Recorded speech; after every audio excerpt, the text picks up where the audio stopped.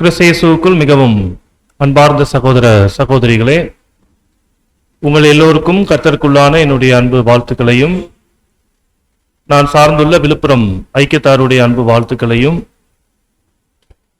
திருப்பூர் பகுதியில் இருக்கிற தேவ பிள்ளைகளாக இருக்கிற உங்கள் யாவரோடும் நான் தெரியப்படுத்துகின்றேன். மார்ச் மாதத்தின் ஒரு கடைசி நாள் 31ஆம் தேதி ஞாயிற்றுக்கிழமை காலை ஆராதனையினுடைய சந்தர்ப்பத்தில் நாம் கூடி வந்திருக்கிறோம் சகோதர சகோதரிகளாக. நம்ம எல்லோருக்கும் தெரியும், இந்த 2024ஆம் வருஷத்தை பொறுத்தளவு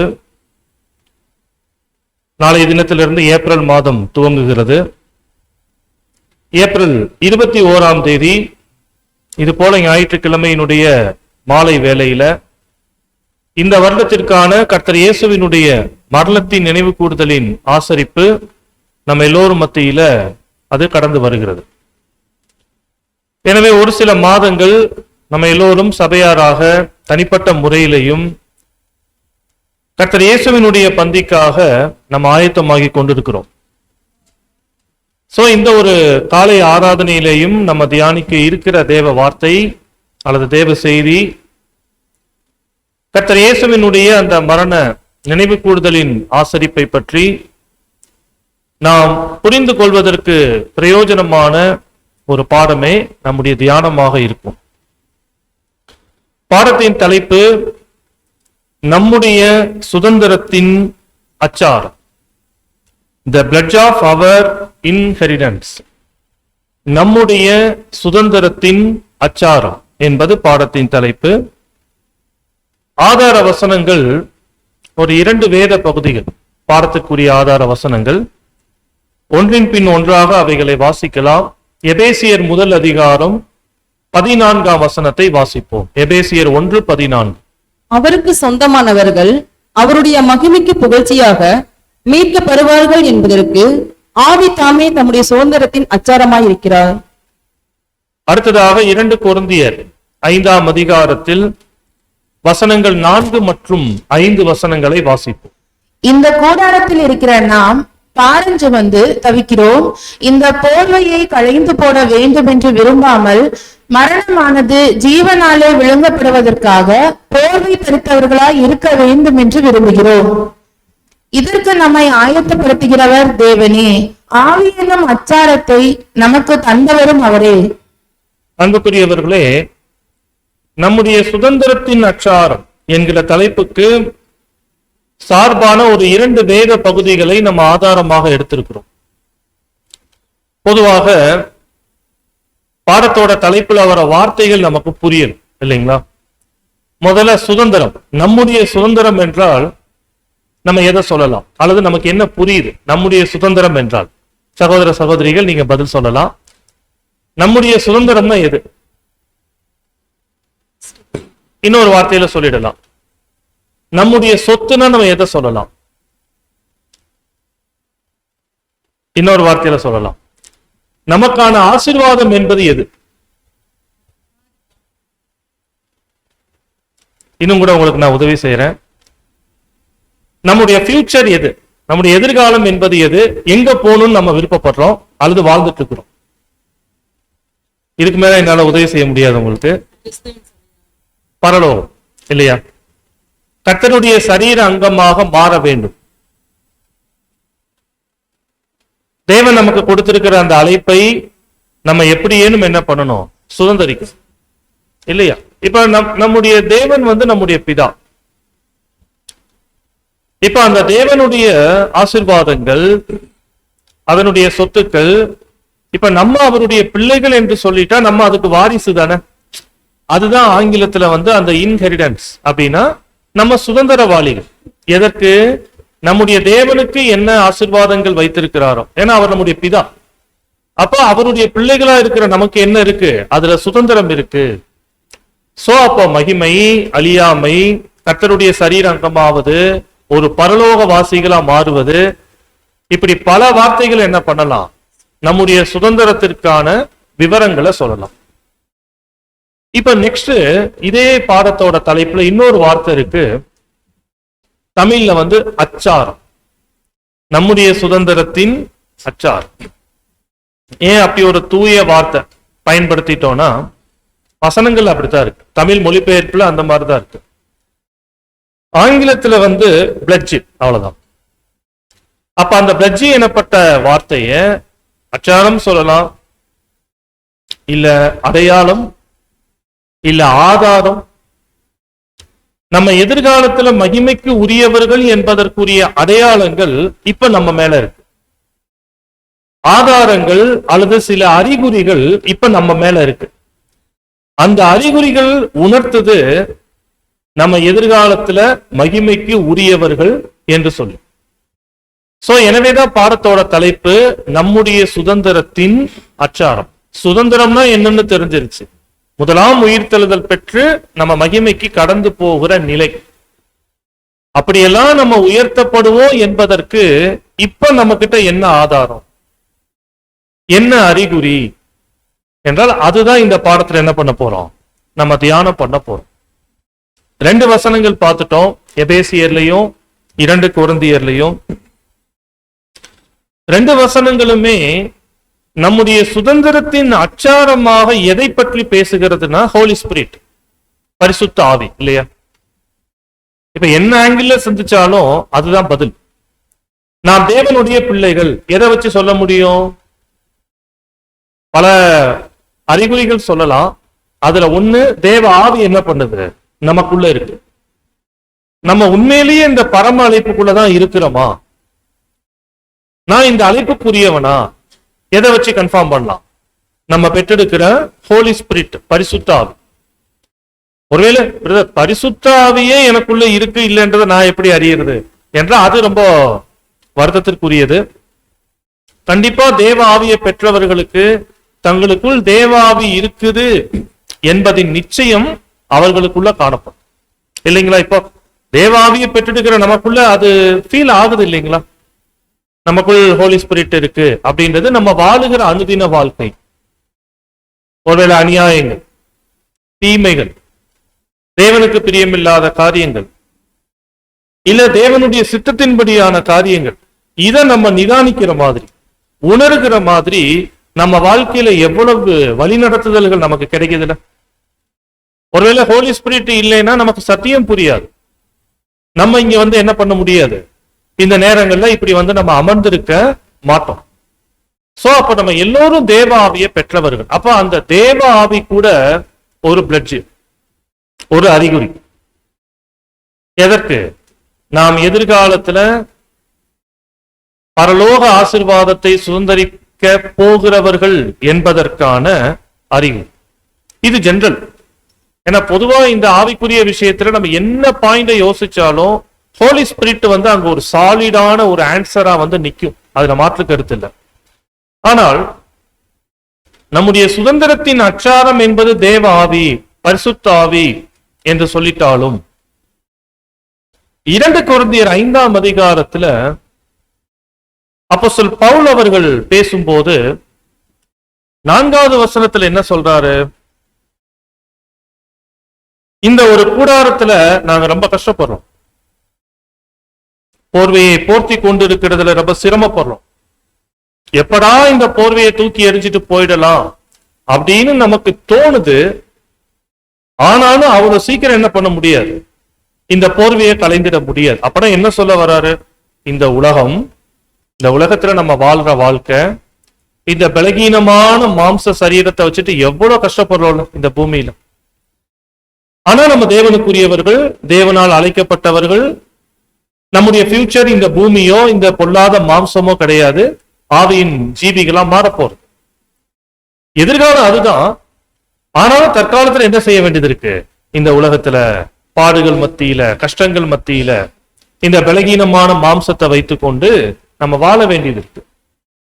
சரி, இதை ஈஸியா தூக்கி போட்டு போயிடலாமே அப்படின்னா போயிட முடியாது, போயிடவும் கூடாது.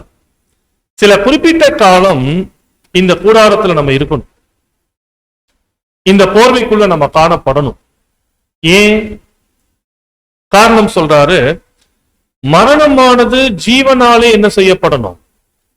விழுங்கப்படணும். அப்படின்னா என்ன? நம்ம ஒரு அர்ப்பணிப்பு அர்ப்பணிச்சிருக்கிறோம் தேவனிடத்துல. அந்த அர்ப்பணிப்பை நம்ம சக்சஸ்ஃபுல்லா முடிக்கணும், ஜெயம் உள்ளவர்களா நம்ம நிறைவேற்ற வேண்டும் என்றால் இந்த பூமியில சில குறிப்பிட்ட காலங்கள் இந்த மாம்ச தேகத்துல நம்ம வாழ்ந்துதான் இருக்கணும். அதுக்கு மத்தியில நம்முடைய விசுவாசம், நம்முடைய குணலட்சணங்கள் இதெல்லாம் என்ன ஆகும்? டெவலப் ஆகும், உருவாகும். உதாரணம் சொல்லிட்டா, ஒரு குழந்தை ஒரு தாய் வயிற்றுல அது வளர்ந்து கொண்டு இருக்கிற மாதிரி, கண்டிப்பா ஒரு ஜீவன் ஒரு கரு உருவாயிருச்சுன்னா உடனே அந்த கரு என்ன பண்ண முடியாது, தாய் வயிற்றுல இருந்து வெளியில வந்துட முடியாது. கஷ்டம்தான். அந்த தாய்மை நிலைமையில சகோதரிகளுக்கு அந்த அந்த பீரியட், அந்த காலங்கள் கொஞ்சம் சிரமமா தான் இருக்கும். ஆனாலும் அந்த குறிப்பிட்ட காலங்கள் வரைக்கும் அந்த குழந்தை எங்கதான் இருக்கணும்? தாயினுடைய வயிற்றுல இருந்து அது டெவலப் ஆகி ஏற்ற சமயத்துல அது வெளியில வரும்போதுதான் ஒரு ஆரோக்கியமான குழந்தையாக வர முடியும். இதே போலதான் நம்மளும் இந்த பூமியில பாரப்படுறோம், கஷ்டப்படுறோம்.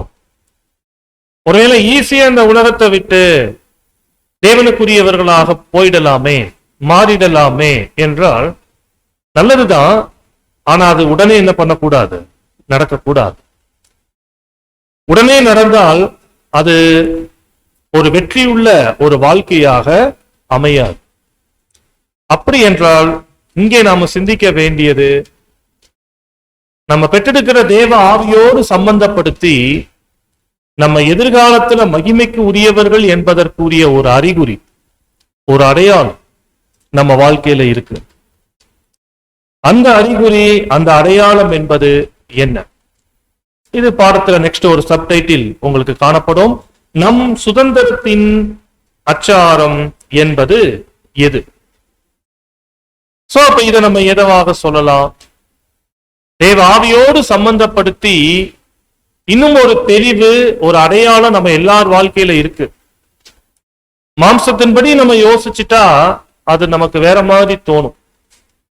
சத்தியத்தின்படி, தேவ வார்த்தையின்படி நம்ம கவனித்தால் அது ஒரு அறிகுறி. நம்மளோட ஃபியூச்சர் அது குளோரி, ஒரு குளோரினஸ்குள்ள நம்ம போவோம், மகிமைக்குள்ள போவோம் என்பதற்கான ஒரு அறிகுறி. வாசிக்கலாம் அந்த அச்சாரம் குறித்து. ரோமர் 8ஆம் அதிகாரம் 17வது வசனம். ரோமர் 8:17. நாம் பிள்ளைகளானால் சுதந்திரருமாமே, தேவனுடைய சுதந்திரரும் கிறிஸ்துவுக்கு உடன் சுதந்திரருமாமே. கிறிஸ்துவனுடைய கூட நாம் மகிமைப்படும்படிக்கு அவருடனே கூட பாடுபட்டால் அப்படியாகும். பாத்தீங்களா? நம்ம பிள்ளைகளானால் சுதந்திரர். பிள்ளைகள்லாம் யாருக்கு பிள்ளைங்க? தேவனுக்கு பிள்ளைங்க. தேவனுக்கு பிள்ளைகள் சொல்லிட்டா கர்த்தர் இயேசுவுக்கு நம்ம யாரு? உடன் சகோதரர்கள், சகோதரிகள். சரி, அப்ப தேவனோட பிள்ளை, கர்த்தருக்கு உடன் சகோதர சகோதரிகள் என்று சொல்லிட்டாலே நம்ம யாரா இருக்கிறோம்னா சுதந்திரவாளிகள். அந்த சுதந்திரம் என்பது என்ன? மகிமை. சரி, அப்ப அந்த மகிமையை நம்ம பெறணும். தேவ பிள்ளைகளாக, கர்த்தருடைய உடன் சரீர அங்கங்களாக அந்த மகிமையை நம்ம பெறணும் என்றால் அதற்கு நம்ம எதை அனுபவிக்கணும் இந்த பூமியில? நான் தான் ரொம்ப டயர்டா இருக்கேன்னு நினைச்சேன், நைட்லாம் டிராவல் பண்ணிட்டு. உங்களெல்லாம் பார்த்தா என்னை விட நீங்க அதிகமா டயர்டா இருக்கிற மாதிரி தெரியுது. கொஞ்சம் உற்சாகமா இருந்துட்டீங்கன்னா பாடத்தை துரிதமா கொண்டு போயிடலாம். நம்ம எதிர்காலத்துல மகிமைக்கு உரியவர்கள் என்பதற்கு தற்காலத்துல நம்ம என்ன அனுபவித்தால், எதை கடந்து போனால் அதை அடைய முடியும்? வசனத்தின்படி பாடு. Very simple. சோ இந்த பாடுகள், சஃபரிங் இருக்கு இல்லையா, இந்த பாடுகள் என்பதுதான் நம்ம மகிமைக்கு பாத்திரவான்கள் என்பதற்கான அறிகுறி நம்ம வாழ்க்கை. சோ அப்ப பாடத்தோட தலைப்பு நம்முடைய சுதந்திரத்தின் அச்சாரம். அந்த சுதந்திரத்தின் அச்சாரம் என்பது எதுவா இருக்கு? தற்போது நம்ம வாழ்க்கையில காணப்படுகிற கிறிஸ்துவுக்கான தேவனிடத்தில் அர்ப்பணிச்ச அர்ப்பணிப்பின் வாழ்க்கை நிமித்தம் நம்ம கஷ்டப்படுறோம்ல, பாடுபடுறோம்ல. இந்த கஷ்டங்களும் பாடுகளும் ஒரு அச்சாரம், ஒரு அறிகுறி. நாம் எதிர்காலத்துல மகிமைக்கு உரியவர்கள் என்பதற்கு அவைகளே அடையாளம். பாருங்க, இது எவ்வளவு பெரிய விஷயம். சேம் எக்ஸாம்பிள், கொஞ்ச நேரத்துக்கு முன்னாடி சொன்ன அதே உதாரணம் தான். தாய்மை நிலைமையில் இருக்கிற சகோதரிகள், அந்த கருவை அவர்கள் வயிற்றுல சுமக்கிற போது நார்மல் வாழ்க்கை அவங்களுக்கு இருக்காது. பல சிரமங்கள் இருக்கும்ல. அந்த ஒரு 9-10 மாதங்கள் பல சிரமங்கள் இருக்கும். ஆக்சுவலி அந்த சிரமங்கள் எதனுடைய அறிகுறி? அவங்களுக்குள்ள ஒரு கரு, ஒரு அருமையாய் ஒரு குழந்தை என்ன ஆயிட்டு இருக்கு, வளர்ந்துட்டு இருக்கு, உருவாயிட்டு இருக்கு. அப்ப இந்த சிரமங்கள் கண்டிப்பா ஒரு சட்டன் பீரியட், ஒரு குறிப்பிட்ட காலம் கழிச்சு உச்சக்கட்ட சிரமமாக, வலி வேதனைகளாக அவங்களுக்கு வரும். ஆனா அது முடியும் போது என்ன கிடைக்குது? ஒரு ஆசீர்வாதமான ஒரு குழந்தையை அவங்க பெற்றெடுக்கிறாங்க. அது ஒரு சிறப்பு.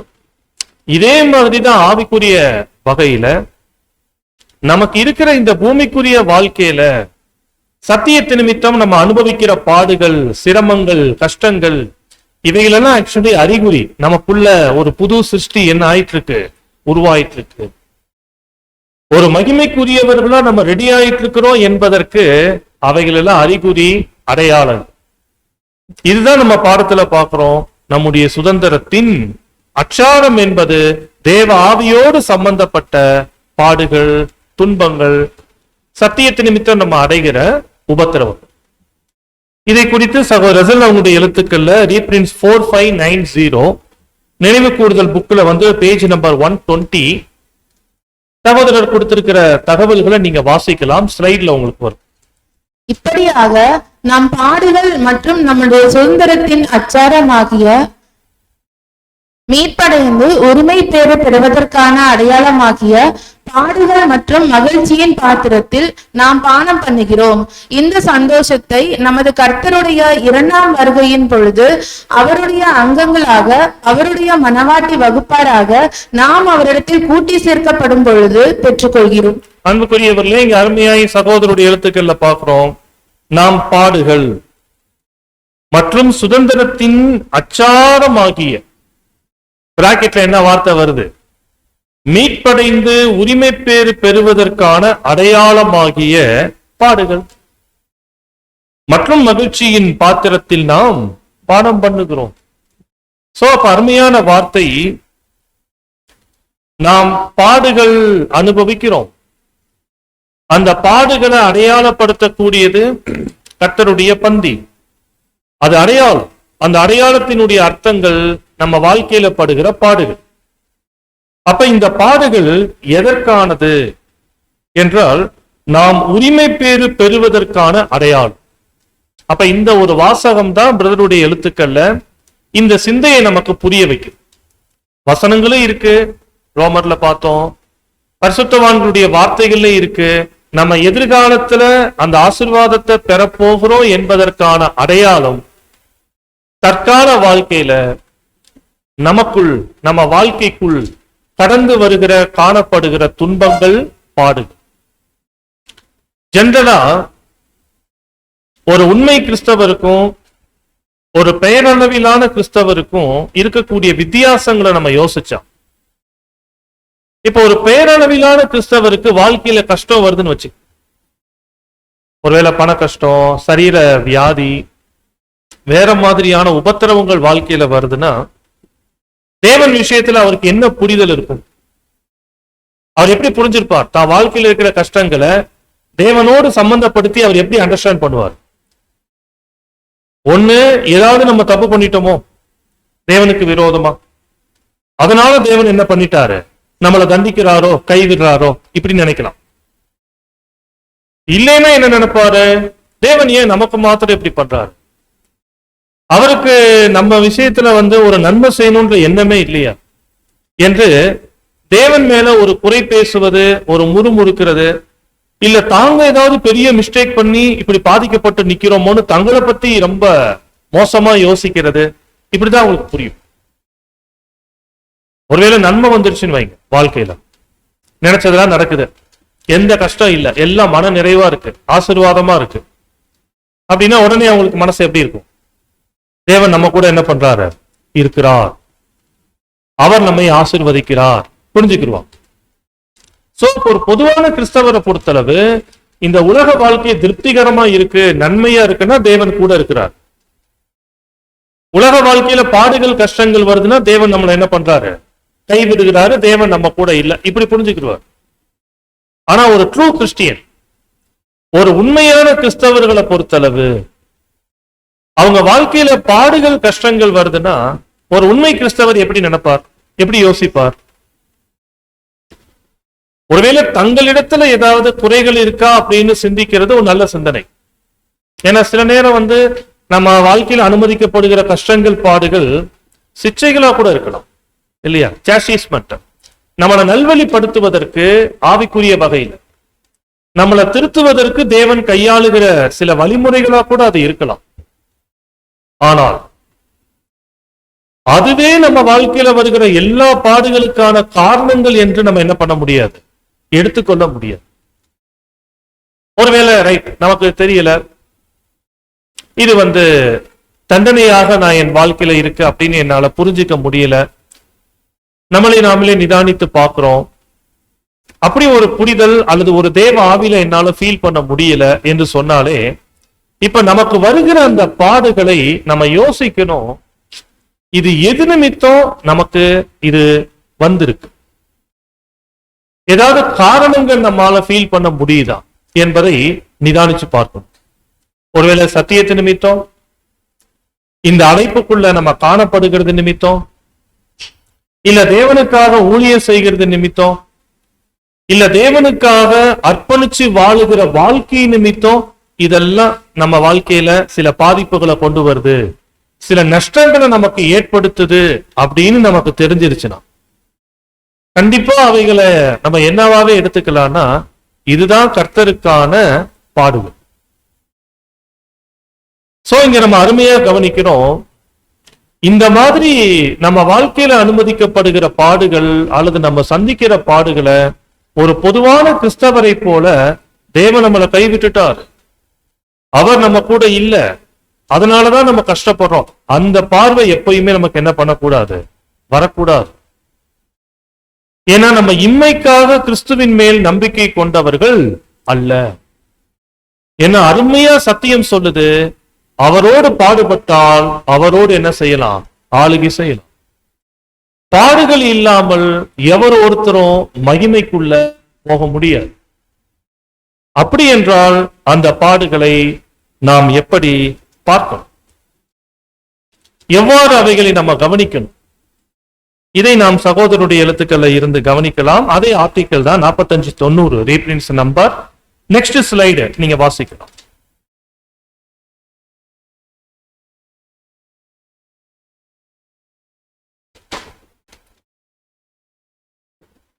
என்னாச்சு தம்பி, ஸ்லைடு உங்களால கண்டுபிடிக்க முடியலையா?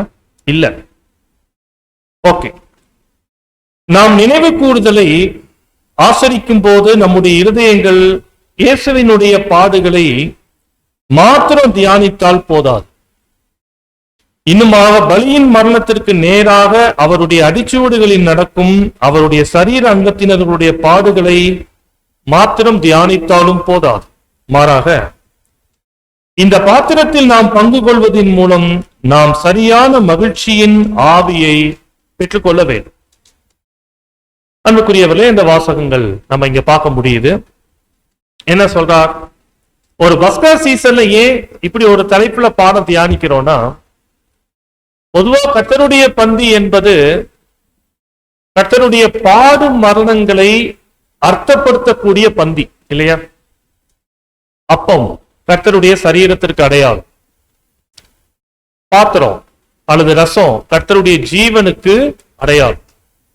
அப்ப கர்த்தருடைய சரீரத்திலையும் சரி இல்ல அவருடைய வாழ்க்கையிலையும் சரி அவர் பல பாடுகள் பட்டுதான் என்ன பண்ணாரு, மரணத்திற்குள்ள போனார். அப்ப கர்த்தருடைய மரணத்தை நினைவு கூறக்கூடிய ஆசரிப்பு தான் ஒவ்வொரு வருஷமும் நம்ம ஆசரிக்கும். நெக்ஸ்ட் நமக்கு நல்லாவே தெரியும், நம்ம ஆசரிக்கக்கூடிய அந்த பந்தி என்பது முதன்மையாக பிரதானமானதாக கர்த்தருடைய மரணத்தை அது அர்த்தப்படுத்தினாலும் அதோடு சம்பந்தப்பட்ட மற்றொரு தாட், மற்றொரு கருத்து என்னன்னா, பங்கெடுக்கிற நம்மையும் அதை என்ன பண்ணுது, அர்த்தப்படுத்து. அப்ப நம்மை எந்த வகையில அர்த்தப்படுத்துது, இயேசு எப்படி பாடுகள் பட்டு பலியின் மரணத்திற்குள் போனாரோ அதை போல நானும் பாடுகள் பட்டு அவரை போல பலியாவேன் தேவ சித்தத்திற்காக என்பதுதான் அந்த கர்த்தருடைய பந்தியின் அந்த அடையாளங்களுக்குள் இருக்கிற அர்த்தங்கள். அப்படி என்றால் இங்க சகோதரர் என்ன சொல்றாரு? நாம் கர்த்தருடைய பந்தியில பங்கெடுக்கிற போது கர்த்தருடைய பாடு மரணம், நம்மளுடைய பாடு மரணம், இவைகளை நம்ம நினைவு கூர்ந்தால் மாத்திரம் போதாது, அதை பற்றி தியானித்தால் மாத்திரம் போதாது, எதையும் நம்ம பெற்றெடுக்க வேண்டும் என்று சொல்றார். ரெட் கலர்ல இருக்கு இல்லையா, சகோதரிகள் வாசிக்கிறீங்களா?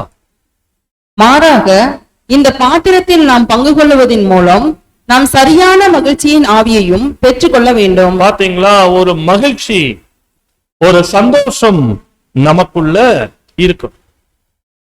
பொதுவா நம்ம என்ன நினைச்சுக்கிறோம்? ஒவ்வொரு வருஷமும் ஒரு நினைவு கூடுதலின் காலங்கள் வந்துருச்சு, ஒரு 2 மாசம் 3 மாசம் வந்துருச்சுன்னா அந்த நாட்கள் நம்ம வாழ்க்கையில ரொம்ப சோகமான மாதங்கள். ஒருவேளை இன்னைக்கு கூட பாடத்தில் நான் அடிக்கடி கேள்வி கேட்கிறேன். சில வார்த்தைகள் பேசும்போது உங்ககிட்ட எந்த அசைவு இல்லை, ரொம்ப அமைதியா இருக்கிறீங்க, சிரிக்கிறது கூட யோசிக்கிறீங்க, பதில் சொல்ல யோசிக்கிறீங்க. ஒருவேளை இது பஸ்கா சீசன்னால இப்படி இருக்கீங்களான்றது நமக்கு தெரியல. ஏன்னா பொதுவா பஸ்கா காலம்னாலே அது ஒரு தாட் வந்துருது, இந்த காலகட்டத்துல நம்ம ரொம்ப அமைதியா இருக்கணும். கரெக்ட், அமைதியா இருக்கலாம், சந்தோஷமே இருக்கக்கூடாது நமக்குள்ள. இந்த மாதிரி எல்லாம் சில புரிதல் வந்துருக்கு. ஏன்? இயேசு பாடுபட்டார், அவர் சிலுவையில மரித்தார். எனவே அந்த அந்த ஒரு நாள், அந்த நேரங்கள் கடந்து போற வரைக்கும் நான் எப்படி இருப்பேன்? நான் ரொம்ப சோகமா இருப்பேன், ரொம்ப அமைதியா இருப்பேன், எந்த ஒரு அசைவு என்னிடத்துல இருந்து வெளிப்படாது. இந்த மாதிரி சம் அண்டர்ஸ்டாண்டிங்ல இருப்பதை பார்க்க முடியும். அன்புக்குரியவர்களே, நமக்கு தெரியும் இல்லைங்களா, பிற மார்க்கத்தார் அப்படி இருப்பார். இப்ப நம்மளை பொறுத்தளவு இந்த சீசனை ரொம்ப ஜாக்கிரதையா தான் கையாளணும், அதுல மாற்று கருத்து இல்லை. ஏன்னா விசேஷ சோதனைகள் இருக்கு, சில பொதுவான ஒரு என்டர்டைன்மெண்ட் அல்லது சில புதிய முடிவுகள், இது போலலாம் போகாம ஒரு பயபக்தியின் காலங்களா இந்த நாட்களை பயன்படுத்துவது தப்பில்லை. அதெல்லாம் எதற்காகனா அந்த பந்திக்குள்ள நான் எப்படி இருக்கணும், ஒரு தகுதியோடு போய் பங்கெடுக்கணும்ன்ற எண்ணத்துல இருப்பது நல்லது. ஆனால் இது சும்மா ஒரு ஃபார்மலா, ஒரு பாரம்பரியமா இந்த காலம் ஆரம்பிச்சுட்டாலே நான் சோகமா தான் இருக்கும். ஏன்னா ஒரு கிறிஸ்தவ வாழ்க்கை, கிறிஸ்தவ ஜீவியம் என்பது எப்படி, அது ரொம்ப ஒரு சோகமான ஒரு பாதை. எல்லாம் வெறுத்து போய் அப்படியே எதுலயும் ஒரு நாட்டம் இல்லாம அப்படியே வாழ்ற ஒரு வாழ்க்கை என்ற ஒரு புரிதல் நமக்குள்ள என்ன பண்ணக்கூடாது, வரக்கூடாது. ஏன்னா அந்த மாதிரிலாம் நம்ம இருந்து கொண்டு ஒரு கிறிஸ்தவ வாழ்க்கை வாழ்ந்தா அது எப்படி அர்த்தமாயிடும்? நமக்கு விருப்பம் இல்லாமல், நமக்கு ஒரு உடன்பாடு இல்லாமல், யாரோ ஒருத்தர் நம்மளை வற்புறுத்தி என்ன செய்ய வைக்கிறது அர்த்தமாயிடும், நம்மளை பலியாக வைக்கிற மாதிரி அர்த்தமாயிடும். ஆனா இயேசு அப்படியா வாழ்ந்தார்? பாடுபட்டது உண்மை, பலியானது உண்மை. ஆனா அந்த பாதைகள்ல அவர் எப்படி டிராவல் பண்ணார்? விருப்பத்தோடு டிராவல் பண்ணாரா, இல்ல வேண்டாம் விருப்பம் டிராவல் பண்ணார்? கர்த்தர் இயேசு விருப்பத்தோடு. வசனங்கள் பார்க்கலாம், அடுத்த ஸ்லைட்ல வரும் உங்களுக்கு. லூக்கா 10:21 பிகினிங்ல இருந்து வாசிங். இயேசு ஆவியில் களிகூர்ந்தார் என்று நாம் வாசிக்கிறோம். அந்த வேளையில் இயேசு ஆவியிலே களிகூர்ந்து, பிதாவே, வானத்துக்கும் பூமிக்கும் ஆண்டவரே, இவைகளை நீர் ஞானிகளுக்கும் கல்விமான்களுக்கும் மறைத்து பாலகருக்கு வெளிப்படுத்தினபடியால் உம்மை ஸ்தோத்திரிக்கிறேன். ஆம் பிதாவே, இப்படி செய்வது உம்முடைய திருவுளத்துக்கு பிரியமாயிருந்தது. பாத்தீங்களா, நம்ம ஆண்டவரை பற்றி, அவருடைய அர்ப்பணிப்பின் பாதை பற்றின ஒரு அருமையான வசனம். சில நேரம் உலகத்துல சில நாத்திகவாதிகள் சில கேள்விகள் நம்மளை பார்த்து, கிறிஸ்தவர்களை பார்த்து கேட்கறதுக்கு வாய்ப்பு. என்னன்னா, உங்க இயேசு அற்புதம் பண்ணார், நன்மை செஞ்சார், ஊழியம் பண்ணார், எல்லாம் சொல்றீங்க, அவர் சந்தோஷமா சிரிச்சு ஜாலியா இருந்தார் அப்படின்ற மாதிரி பைபிள்ல ஏதாவது நீங்க வசனம் பார்த்திருக்கீங்களா? நான் கேட்டோன்னே நீங்க எல்லாம் இல்லைன்னு தலையாட்டுறீங்க. நான் ஜஸ்ட் ஒரு உலகத்தார் அப்படி பேசுறாருன்னு உங்ககிட்ட சொல்ல வரேன். இப்ப அவங்க கேள்வி அப்படி இருக்கும், இதெல்லாம் அவங்க எப்படி யோசிச்சாங்க, இல்ல பைபிள்ல அப்படி இருக்கு இல்லைன்றதை அவங்க எப்படி கண்டுபிடிச்சாங்க, இது நமக்கே புரியுறது இல்லை. ஆனா அவங்க போக்கஸ் எப்படி வருது பாரு. இயேசு சந்தோஷமா இருந்தார்னு உங்க வேதத்துல அவர் சிரித்தார்னு ஏதாவது வசனங்களை உங்களால சொல்ல முடியுமா? இப்படியெல்லாம் கூட கடவுள் நம்பிக்கை இல்லாத மனிதர்கள் பேசுவதை உலகத்துல பார்க்க முடியுது. இப்ப நம்ம என்ன சொல்லலாம்? இயேசு சந்தோஷமா இருந்தாரா? அந்த 3½ ஆண்டு காலப்பகுதிகள் சிரித்திருப்பாரு, இல்ல அமைதியா எந்நேரமும் கோபத்தோட இல்ல சோகத்தோட அப்படியே ஒரு வாழ்க்கை வாழ்ந்திருப்பார்? எப்படி வாழ்ந்திருப்பார் கர்த்தர்? வசனம் வெளிப்படையா இருக்கு, அருமையான வசனம் இது. இயேசு ஆவியில் என்ன பண்ணிருக்கிறாரு? களி கூர்ந்திருக்கிறாரு. இதுதான் உண்மையான மகிழ்ச்சி இல்லைங்களா? இப்ப ஆவியில சந்தோஷமா இருக்கிறது மெயின். இப்ப முகத்துல ஒரு சந்தோஷம், ஒரு சிரிப்பு இருக்குன்னு வச்சுக்கோங்க. சில நேரங்கள் அது எப்படியா கூட இருக்கலாம், பேக்கா கூட இருக்கலாம், போலித்தனமா கூட இருக்கலாம். மனசுல கவலை இருக்கும், கோபம் இருக்கும், வருத்தம் இருக்கும். ஆனா முகத்துல சிலர் என்ன காட்டிடுவாரு? ஒரு சிரிப்பு, ஏதோ ஒரு நம்ம கிட்ட ஒரு சகஜமான பேச்சு பேசுவதை போல இருக்கும். ஆனா அவங்க இருதயத்திற்குள்ள 1000 வருத்தங்கள், 1000 கவலைகள் அவங்களுக்குள்ள இருக்கு. ஆனா ஒரு ரியலான ஹாப்பினஸ் என்பது ஒருத்தரோட இன்னர் ஹார்ட்ல அவர் எப்படி இருக்கணும்? மகிழ்ச்சியா இருக்கு. இப்ப கர்த்தருடைய பலியின் ஜீவியம் என்பது உள்ளான இருதயத்தில் ஒரு களி கூடுதலோடு அவர் வாழ்ந்திருக்கிறார். ஏன்னா அவரை யாரும் வற்புறுத்தி இந்த பாதைக்குள்ள என்ன பண்ணல, கொண்டு வரல. அவர் பரலோகத்திலிருந்து பூமிக்கு இறங்கி வந்த போதும் சரி, பூமியில தேவனிடத்தில் தன்னுடைய 30வது வயசுல அர்ப்பணித்த போதும் சரி, அவரே முழு மனசோடு விரும்பிதான் என்ன பண்ணாரு? தன்னை ஒப்பு கொடுத்தார். சோ அப்ப அந்த ஒரு இருதய மகிழ்ச்சி தான் மிக மிக அவசியமான. தமிழ்ல கூட பழமொழி சொல்லுவோம் இல்லைங்களா? அகத்தின் அழகு முகத்துல தெரியும். ஒருத்தரோட இருதயத்துல ஒருத்தர் எப்படிப்பட்டவரா இருக்கிறாரு, அதுதான் அவருடைய வெளிப்படையான கிரியைகள்ல அது தெரிய வரும். சோ அப்ப நம்முடைய ஆண்டவர் பாடுபட்டார், பலியானார். ஆனா எந்த மனநிலையோடு? ஒரு சந்தோஷ மனநிலையோடு அவைகளை அவர் ஏறெடுத்தார். ஒருவேளை கெத்செமனேல அவர் பாரப்பட்டுதா இருந்தார், கண்ணீர் வடிச்சிருக்கிறார், ஜெபம் ஏறெடுத்திருக்கிறார். ஆனா அதோட நோக்கம் என்ன? எதுக்காக பாரப்பட்டார் கெத்செமனேல? நான் சாக போறேன், என்னை அடிக்க போறாங்க, சித்திரவதைப்படுத்த போறாங்க, இப்படி எல்லாம் எனக்கு நடக்கக்கூடாது, அந்த கவலையில பாரப்பட்டாரா? அப்படின்னா அதுக்காக பாரப்படல. ஏன்னா அவருக்கு நல்லா தெரியும் அதுதான் நம்முடைய வாழ்க்கை பாதை என்று. ஆனாலும் கர்த்தர் அந்த கெத்செமனேல அப்படி காணப்பட்டதற்கு காரணம், அந்த காரியங்களை சந்திப்பதற்குரிய ஒரு தகுதி, ஒரு எலிஜிபிள் தனக்குள் வந்துருச்சா? செய்ய வேண்டியவைகளை தான் செய்தாய்த்தா? இன்னும் ஏதாவது பெண்டிங் இருக்கா? ஒருவேளை இன்னும் ஏதாவது குறைகள் இருக்கு என்றால் இது சடனா தான் வாழ்க்கையில் என்ன பண்ணிட வேண்டாம், வந்துட வேண்டாம். அவைகளையும் நிறைவேற்றி தீருகிற மாதிரி எனக்கு சூழல்கள் என்ன பண்ணுங்க, மாற்றிக் கொடுங்க. சோ இந்த மனநிலை தான் கர்த்தருடைய ஒரு ஜெப வார்த்தையா இருந்ததே ஒழிய, மற்றபடி பாடுகளை பற்றி அவர் என்ன பண்ணல. அந்த இடத்துல ஒரு பின்வாங்குதலோ ஒரு பயமோ அவரிடத்தில் இல்லை. சோ அப்ப அன்புக்குரியவர்களே, நம்ம ஆசரிக்க போகிற கர்த்தருடைய பந்தி அது பாடுகளை அர்த்தப்படுத்தக்கூடிய பந்தி. அதே நேரம் வெறுமனே பாடுகளை மாத்திரமல்ல, அந்த பாடுகளை அவர் என்ன மனநிலையோடு எதிர்கொண்டார் அதையும் சேர்த்து குறிக்கிற பந்தி தான் கர்த்தருடைய பந்தி. நம்ம ஜென்ரலா அந்த பந்திக்கு பாடுகள் விஷயத்தை மாத்திரமே நம்ம யோசிச்சுட்டு இருக்கிறோம், நல்ல விஷயம்தான். ஆனால் அந்த பாடுகளை என்ன மனநிலையில எதிர்கொள்ளும், அது கர்த்தருடைய பந்தியாக கர்த்தருடைய பாத்திரமாக இருக்கிறபடியால் அவர் என்ன மனநிலையில பாடுபட்டாரோ அதே மனநிலை நமக்குள் இருந்தால்தான் நாமளும் அந்த பாத்திரத்தில் பங்குதாரர்களாக மாற முடியும். சரி, கர்த்தர் என்ன மனநிலையை எதிர்கொண்டார்? சந்தோஷம், மகிழ்ச்சி. சொன்னார்ல, அந்த மேல் வீட்டறையில நம்முடைய சீசர்களோடு அவர் காணப்பட்ட போது அவர் பயன்படுத்தின அருமையான வார்த்தை, உங்களோடே கூட இந்த பஸ்காவை புசிக்க மிகவும் ஆசையாயிருந்தேன். அதே நேரம் அந்த மேல் வீட்டறையின் எல்லா அனுபவங்கள் முடிந்து அவர் கடைசியா சொன்னது, என் பிதாவின் ராஜ்யத்தில் நவமானதாய் உங்களோடே பானம் பண்ணுகிற நாள் வரைக்கும் இனிமேல் நான் என்ன பண்ண மாட்டேன், இதை புசிக்க மாட்டேன், பானம் பண்ண மாட்டேன். பாருங்க, அப்ப ஆரம்பமும் ஒரு மகிழ்ச்சியின் வார்த்தை, முடிகிறதும் ஒரு மகிழ்ச்சியின் வார்த்தை. சோ அப்ப இதுதான் நம்ம பாடத்துல பாக்குறோம். நம்முடைய சுதந்திரத்தின் அச்சாரம் என்பது பாடுகள். ஆனா அது எப்படிப்பட்ட பாடுகள் என்றால், சந்தோஷத்தோடு மகிழ்ச்சியோடு எதிர்கொள்ள வேண்டிய, கடந்து போக வேண்டிய பாடுகள். அந்த பாடுகளே அது கர்த்தருக்கான பாடுகளாக மாற முடியும். சோ அப்ப இயேசு ஆவியில களி கூர்ந்தார். இந்த ஒரு களி கூறுதல், இருதயத்துல மகிழ்ச்சியா இருத்தல் என்பதை புரிந்து கொள்வதற்கான மற்றொரு வசனம் லூக்கா முதல் அதிகாரத்துல 46-47 வசனத்துல இருக்கு. வாசிக்க வேண்டாம், ஜஸ்ட் பார்க்கலாம்.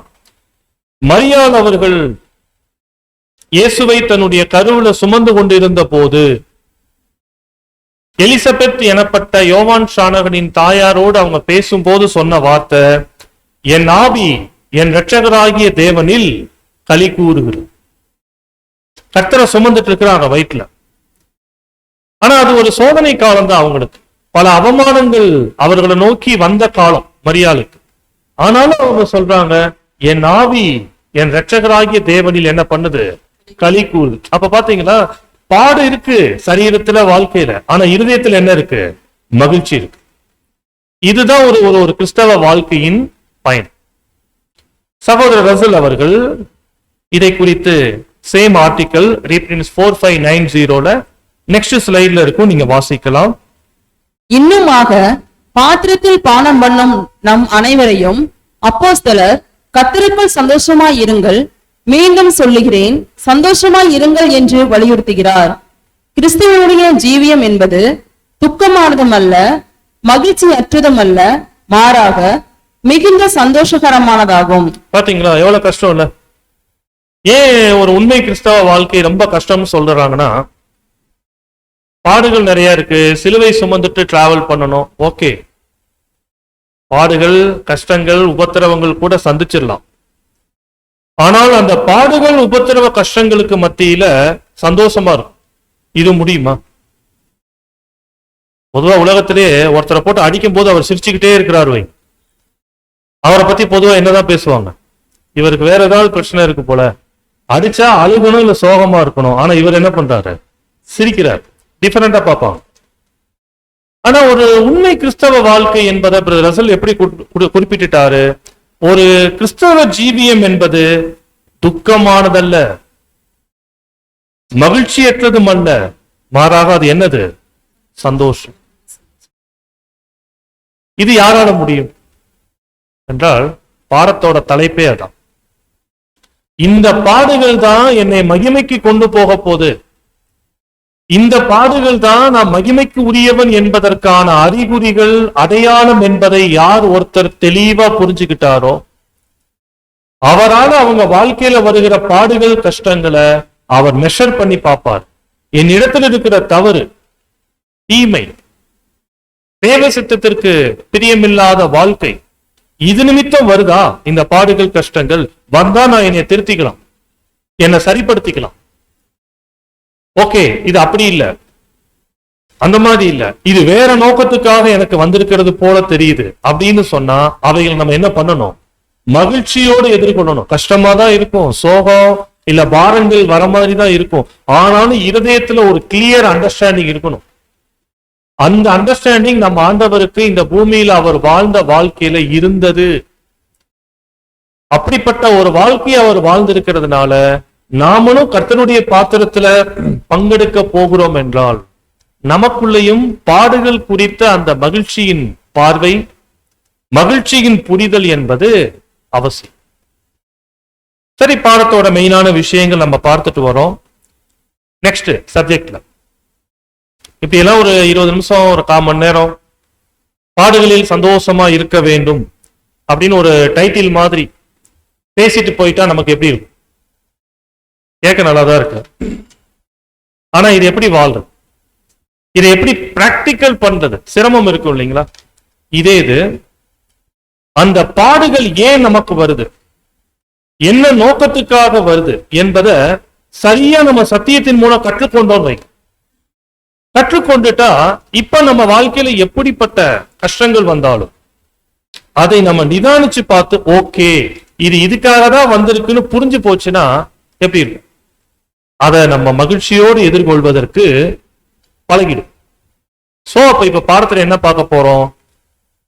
நம்ம வாழ்க்கை மேல வருகிற பாடுகள் பற்றின நமக்கான புரிதல்கள். பாடுகள் பற்றி நமக்கு இருக்க வேண்டிய புரிதல்கள். தம்பி, நீங்க ஒவ்வொரு ஸ்லைடா சேஞ்ச் பண்ணிட்டே வரலாமே, ஏதோ புதுசா உருவாக்குற மாதிரி பாக்குறீங்க. பாடுகளை பற்றி நமக்கு இருக்க வேண்டிய புரிதல்கள் ஒரு 5 பாயிண்ட் இருக்கு. நம்பர் 1, முதலாவது புரிதல் என்பது, பாடுகள் என்பது நம்முடைய அர்ப்பணிப்பின் பாதை. பாடுகள் என்பது நம்முடைய அர்ப்பணிப்பின் பாதை. அப்படின்னா நம்ம தேவனிடத்தில் நம்மளை அர்ப்பணிச்சிருக்கிறோம் இல்லையா? அர்ப்பணிச்சத வாழணும்ல. ஒரு ஒரு இடத்துக்கு டிராவல் பண்ற மாதிரி. அப்ப டிராவல் பண்ற மாதிரினா நம்ம டிராவல் பண்ற அந்த பாதைகளே அது எப்படிப்பட்ட பாதையா இருக்கு? பாடுகள். வசனம் வாசிக்கலாம். அப்போஸ்தலர் 14 வசனம் 22. சீசருடைய மனதை திடப்படுத்தி விசுவாசத்திலே நிலைத்திருக்கும்படி அவர்களுக்கு புத்தி சொல்லி, நாம் அநேக உபத்திரவங்களின் வழியாய் தேவனுடைய ராஜ்யத்தில் பிரவேசிக்க வேண்டும் என்று சொன்னார்கள். அன்புக்குரியவர்களே, அப்போஸ்தலர் பவுல் இந்த வசனங்கள் பேசுகிற போது அவருக்கு இருந்துட்ட சூழல்கள் இந்த பகுதிகளை தனிப்பட்ட முறையில நம்ம தியானிச்சிருக்கும் போது புரியும். கல்களால் அவர் எரியப்பட்டு காயப்பட்ட நிலைமையில கீழே விழுந்துடுவார். அவரை கல் எறிந்தவர்கள் போயிடுவாங்க. சுத்திலும் விசுவாசிகள், சகோதர சகோதரிகள் கவலையோடு அப்போஸ்தலரை பார்த்துட்டு இருப்பாங்க. சோ பவுல் அப்போஸ்தலர் என்ன பண்றாரு? அந்த காயங்களுக்கு மத்தியில் அவர் எழுந்து நிற்கிறார். எழுந்து நின்று அவர் சபை ஜனங்களுக்கு தைரியம் சொல்றார். தைரியம் சொல்லும் போது என்ன சொல்லிட்டாரு? அநேக உபத்திரவங்கள் வழியாக தான் நம்ம எங்க போகணும்? தேவ ராஜ்யத்திற்கு போகணும். வார்த்தை பாக்குறீங்களா? நம்முடைய சுதந்திரம் என்பது தேவ ராஜ்யம். அதற்குரிய அச்சாரங்கள் என்பது பாடுகள். சோ அநேக பாடுகள், உபத்திரவங்கள் வழியாக தான் நம்ம தேவ ராஜ்யத்திற்கு போகணும். சோ அப்ப இந்த மாதிரி வசனங்கள் மூலம் புரிந்து கொள்ளலாம், பாடுகள் என்பது நம்முடைய அர்ப்பணிப்பின் பாதை. மற்றொரு வசனம் ரோமர் 6 அதிகாரம் 3வது வசனம் 6:3.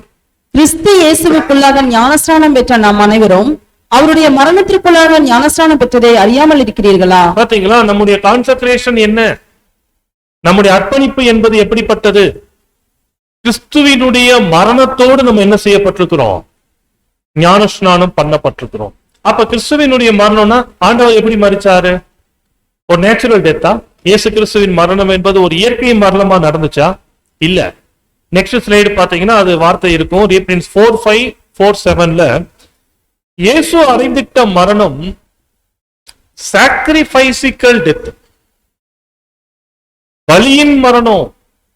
பாடுபட்டு துன்பப்படுத்தப்பட்டு பல சித்திரவதைகளுக்குள்ள உட்படுத்தப்பட்டு கடைசியா தான் அவர் என்ன பண்ணாரு? மரித்தார். சோ அவருடைய மரணம் ஒரு பலியின் மரணம்னா, அந்த பலியின் மரணத்துல நம்ம யாருன்னு சொல்றாருன்னா, நாம் பார்ட்டிசிபேட்டர்ஸ், நாம் அவைகளில் பங்காளிகள். சோ நம்ம அர்ப்பணிச்சிருக்கிற அர்ப்பணிப்பு கிறிஸ்துவின் மரணத்திற்குள்ளான ஞானஸ்நானம். அப்ப இந்த மாதிரி வசனங்கள் மூலம் நம்ம அண்டர்ஸ்டாண்ட் பண்ணணும், என்னுடைய அர்ப்பணிப்பின் பாதை என்பது பாடுகளின் பாதை. இப்ப வாழ்க்கையில பாடு இருந்தா நம்ம வருத்தப்படணுமா, இல்ல பாடு இல்லைன்னா வருத்தப்படணும்? கஷ்டங்கள் கவலைகள் இல்லைனாதான் நம்ம சோகமா இருக்கணும். நான் உண்மையிலேயே இந்த அழைப்புக்குள்ளதான் இருக்கிறேனா, தேவன் என்னை அழைச்சிருக்கிறாரா இல்லையா, ஏன்னா வசனங்கள் தெளிவா இருக்கு, ஆனா வாழ்க்கையில அந்த மாதிரி எதுவுமே இல்லையே, வருத்தப்படணும். ஆனா சில நேரம் இந்த மாதிரிலாம் சத்திய புரிதல் இருந்தாலும் கஷ்டங்கள் பாடுகள் வரும்போது மறந்துடுது, மைண்ட்ல மறந்துட்டு ஒரு பொதுவான மனுஷனை போல சோகமா இருக்க ஆரம்பிச்சிடும். ஆனா அப்படி இல்லை. பாடுகள் வந்துட்டா அவைகளுக்கு மத்தியில நம்முடைய அர்ப்பணிப்பின் பாதையை நிறைவேற்றணும்.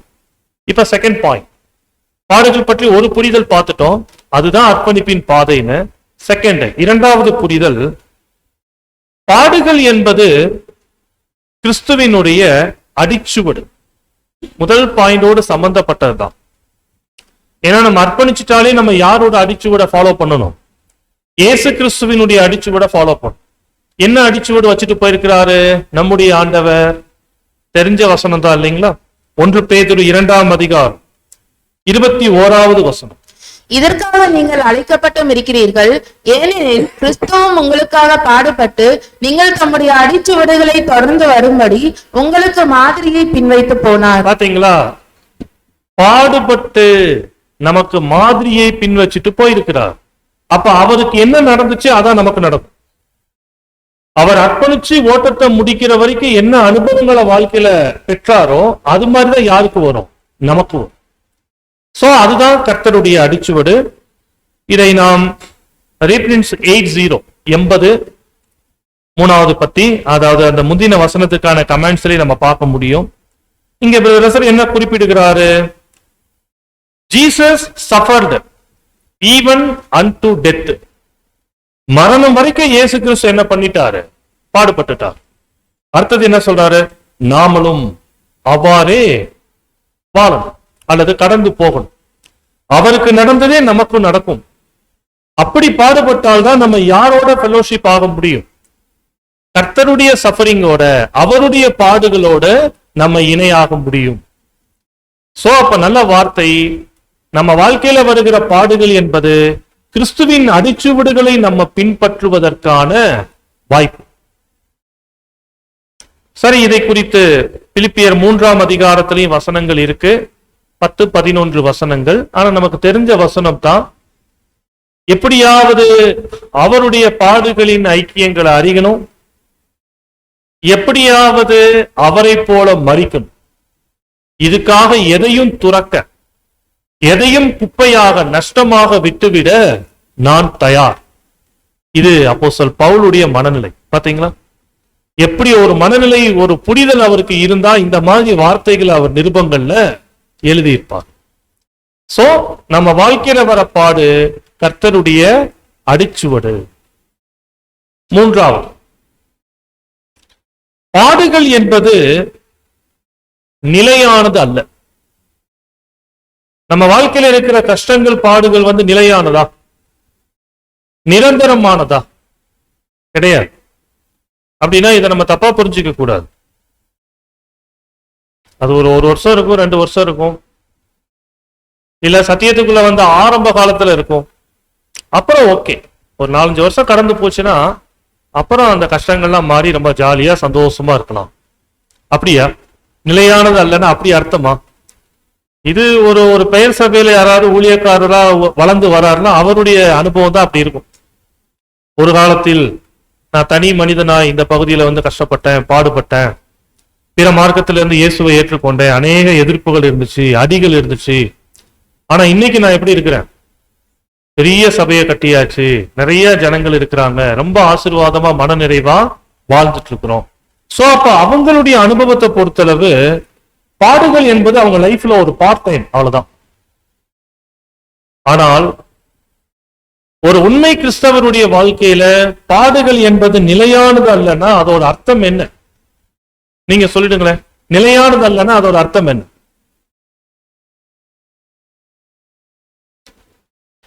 நம்மளுடைய மொத்த இந்த பூமிக்குரிய வாழ்க்கை இருக்கு இல்லையா, இந்த பூமிக்குரிய வாழ்க்கையை நம்ம எதிர்காலத்துல அடைய போகிற மகிமைக்குரிய வாழ்க்கையோடு ஒப்பிட்டால் இந்த உலக வாழ்க்கை என்ன கிடையாது? ஒண்ணுமே இல்லை. சோ அப்ப பாடுகள் என்பது மரணம் வரைக்கும் நம்ம வாழ்க்கையில இருக்கும், அவ்வளவுதான். அப்படி மரணம் வரைக்கும் இருந்துட்டாலும் அது நாட்டிய பெர்மனன்ட், அது நிலையானது இல்லை. ஏனென்றால் மரிச்சதுக்கு அப்புறம் ஏதாவது கூட வருமா? பாடுகள், அவமானங்கள், நம்ம அனுபவிச்சிட்ட கஷ்டங்கள் நம்ம கூட டிராவல் பண்ணி பரலோகத்துக்கு வருமா? மகிமைக்கு வருமா? நோ. பூமியோடு என்ன ஆகும்? முடிஞ்சு போகும். கர்த்தர் சிலுவையில மரித்தார், மரணம் சம்பவித்தது, அதோடு எது ஓவர்? பாடுகள் ஓவர். வசனம் பார்க்கலாம். 2 கொரிந்தியர் 5ஆம் அதிகாரம் 17வது வசனம், 5:17. இப்படி இருக்க ஒருவன் கிறிஸ்துவுக்குள் இருந்தால் புது சிருஷ்டியாயிருக்கிறான், பழையவைகள் ஒளிந்து போயின, எல்லாம் புதிதாயின. சாரிங்க சிஸ்டர், ஒருவேளை வசனம் மாறி இருக்குதா எனக்கு தெரியல. நான் நினைக்கிறேன் 2 கொரிந்தியர் 5:17. மேலும் காணப்படுகிறவைகளை அல்ல காணப்படாதவைகளை நோக்கி இருக்கிற நமக்கு அதி சீக்கிரத்தில் நீங்கும் இந்த லேசான உபத்திரவம் மிகவும் அதிகமான நித்திய கன மகிமையை நமக்கு உண்டாக்குகிறது. அதி சீக்கிரத்தில் நீங்கும். அப்ப அதி சீக்கிரத்துல நீங்கும்னா அது என்ன? எது அதி சீக்கிரத்துல நீங்கும்? இந்த உலக வாழ்க்கை நமக்கு முடிந்து போகுதல். இந்த உலக வாழ்க்கை ரொம்ப ஷார்ட் பீரியட். இது முடிஞ்சிருச்சுன்னா இனிமேல் நமக்கு கிடைக்க போகிற மகிமை, அருமையா சொல்றாரு, காணப்படாதவைகளை நோக்கி இருக்கிற நமக்கு அதிகமான நித்திய கன மகிமையை உண்டாக்குகிறது. சோ அன்புக்குரியவர்களே, பாடுகள் நம்ம வாழ்க்கையில இருக்கு. எவ்வளவு நாள் இருக்கும்? நம்மளை எவ்வளவுதான் கஷ்டப்படுத்திடும்? மரணம் வரைக்கும். சரி மரணம் வரைக்கும்னா அது பெருசாச்சே. ஆமா, இந்த பூமியில இருக்கிற வரைக்கும் அது நம்ம கண்ணுக்கு பெருசாதான் தெரியும். அந்த மாதிரி பாடுகள் தான் நம்மளை படிப்படியா எதுக்குள்ள வழி நடத்தும். கர்த்தரை போல பலியாவதற்கு, மரிப்பதற்கு நம்மளை வழி நடத்தும்.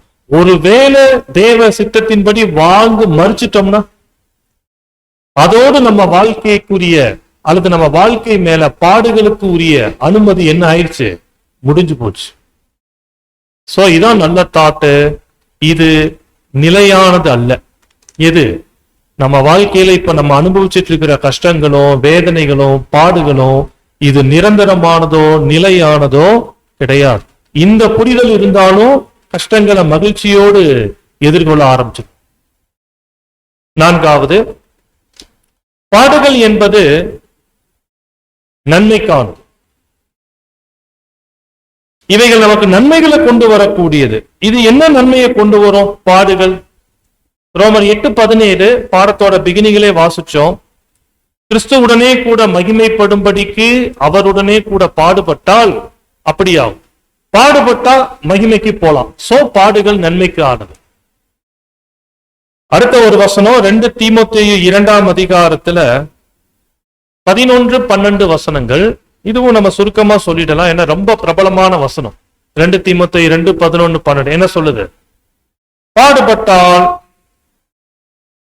ஆளுகை செய்யலாம், அவரோடு மரித்தால் அவரோடு பிழைத்தும் இருக்கலாம். சோ அப்ப பாடுபடுதல் நம்ம மகிமைக்கு கொண்டு போகுது. இப்ப என்ன கேள்வினா, நான் 4வது பாயிண்ட்ல, ஓகே பிரதர், பாடுகள் மகிமைக்கு கொண்டு போகுது. தேவன் ஏன் அப்படி டிசைன் பண்ணிட்டார்? நீங்க ஏன் கஷ்டப்படுறீங்க அப்படின்னு கேட்டா, ஆமா நான் கஷ்டப்பட்டா நான் பரலோகத்துக்கு போலாம், அது ஓகே. ஏன் கஷ்டப்பட்டா பரலோகத்துக்கு போக முடியும்? இது ஒரு கேள்வி இருக்கா இல்லைங்க?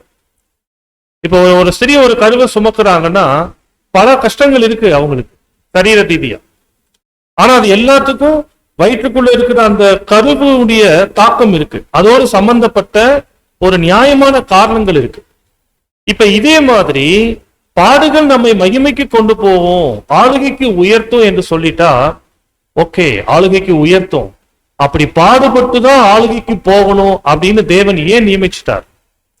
அதுக்குள்ள ஏதாவது ஒரு ஞான அர்த்தங்கள் இருக்கும் இல்லைங்களா? இப்ப நீங்களே முயற்சி எடுக்கலாம். நம்ம அனுபவிக்கிற பாடுகள் நன்மைக்கானது என்று சொன்னா என்ன மாதிரி நன்மைகளை நமக்கு கொடுக்குது கஷ்டங்களும் பாடுகளும் நம்ம வாழ்க்கையில்? ஒரு நன்மை கிளியர், அமைதியா இருக்க கற்றுக்கொள்றோம் இல்லையா? அது ஒரு ஒரு மிகப்பெரிய நன்மை தான். கண்டிப்பா அமைதியா இருக்கிறது ஒரு வெற்றி தான் வச்சுக்கலாம் பாடுகளின் நேரத்துல. வேற ஏதாவது அது போக கொஞ்சம் சத்தமா ட்ரை பண்ணுங்களேன். பாடுகள் என்பது என்ன மாதிரி நன்மைகளை நமக்கு கொண்டு வருது வாழ்க்கையில்? கேரக்டர் வச்சுக்கலாமா? குணங்கள், நல்ல குணங்கள் வளர்வதற்கு உதவுது. வேற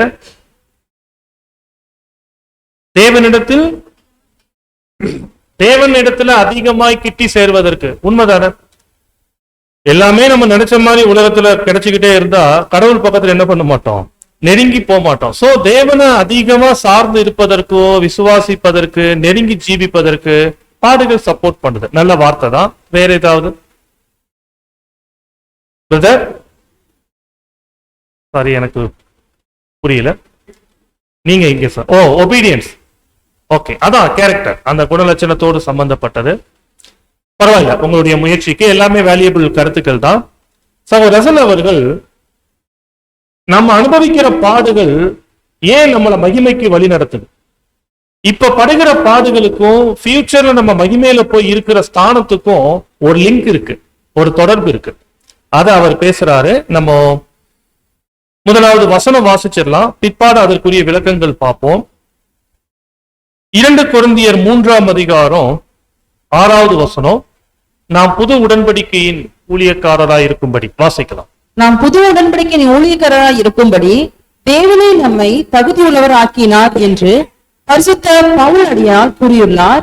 இப்படியாக அது ஆயத்தம் பண்ணப்படும் விஷயத்தில் நமக்கு ஏதோ பங்கு இருக்கின்றது என்று சுட்டிக்காட்டுகின்றார். இங்க ஒரு சத்தியம் பத்தி பேசப்படுது இல்லையா? புது உடன்படிக்கை. நமக்கு தெரியும், புது உடன்படிக்கையின் ஆசீர்வாதங்கள் என்பது சபைக்குரியது கிடையாது. புது உடன்படிக்கை யாருக்குரியதுன்னா 1000 வருட அரசாட்சியில மாம்சீக இஸ்ரேலர் மற்றும் ஒட்டுமொத்த உலகத்துக்குரியது புது உடன்படிக்கை. இப்ப சபையா இருக்கிற நாம என்ன உடன்படிக்கைக்கு உரியவங்க? பலியினாலான உடன்படிக்கை, இல்ல ஆபிரகாமின் உடன்படிக்கை, இல்ல சாராளின் உடன்படிக்கை. இதுதான் நம்மளுடைய கவனன்ட். பட் நியூ கவனன்ட் என்பது யாருக்குரியது இல்ல, சபைக்குரியது இல்ல. அது யாருக்குரியது? மனுக்குலத்திற்குரியது. 1000 இயர்ஸ்ல, 1000 வருட அரசாட்சியில. பட் வசனம் சொல்லுது, அந்த புது உடன்படிக்கைக்கு நம்ம யாரா இருக்கிறோம்? சர்வன்ட், ஊழியக்காரர்களாக இருக்கிறோம். அந்த உடன்படிக்கையை மற்றவர்களுக்கு கொண்டு போய் சேர்க்கிறவர்களா இருக்கிறோம். எனவே நம்ம வாழ்ற காலகட்டத்துல எதிர்காலத்துல அந்த புது உடன்படிக்கையின் நன்மைகளை உலகத்துக்கு போய் சேர்க்கணும்னா, தற்காலத்துல நமக்கும் அந்த புது உடன்படிக்கைக்கும் ஏதோ ஒரு பங்கு இருக்கு. சிம்பிளா சொல்லிட்டா, எதிர்காலத்துல இந்த உலகத்தை தான் ஆளுகை செய்ய போறோம். இந்த உலகையை எதிர்காலத்துல கரெக்டா நம்ம ஆளுகை செய்யணும்னா அனுபவங்கள் தேவையா இல்லையா? சும்மா ஃப்ரெஷ்ஷா கொண்டு போய் ஒருத்தரை ராஜாங்கத்துல உட்கார வச்சா எப்படி நல்வழிப்படுத்துவார்? அது என்ன சும்மா ஒரு ஸ்தானமா? ஏதோ ஒண்ணு உட்கார்ந்து எந்திரிச்சிட்டு, இல்ல ஏதோ ஒரு ஜாப் மாதிரி போய் நான் அமர்ந்துட்டு கையெழுத்து போட்டுட்டு வர மாதிரியான ஒரு இடமா? இல்ல, ராஜ்யத்துல வேலைகள் செய்யணும், ஒரு ராஜாக்களாக இருந்து கர்த்தரோடு இசைந்து. அப்ப அந்த வேலைகள் என்பது காரணத்தோடு இருக்கணும், அர்த்தத்தோடு இருக்கணும். அதுக்குரிய எல்லா முதிர்ச்சிகள் அந்த ராஜாங்கத்துல காணப்படுகிறவர்களுக்கு இருக்க வேண்டும். இப்ப நம்ம எல்லாம் ஃபியூச்சர்ல அந்த ஸ்தானத்துக்கு உயர்த்தப்பட போறோம்னா அதுக்கான அனுபவங்கள் நமக்கு தேவைதானே? அப்ப அந்த அனுபவங்கள் தான் என்ன ஆகுது, இப்ப நமக்கு வாழ்க்கையில கொடுக்கப்படும்.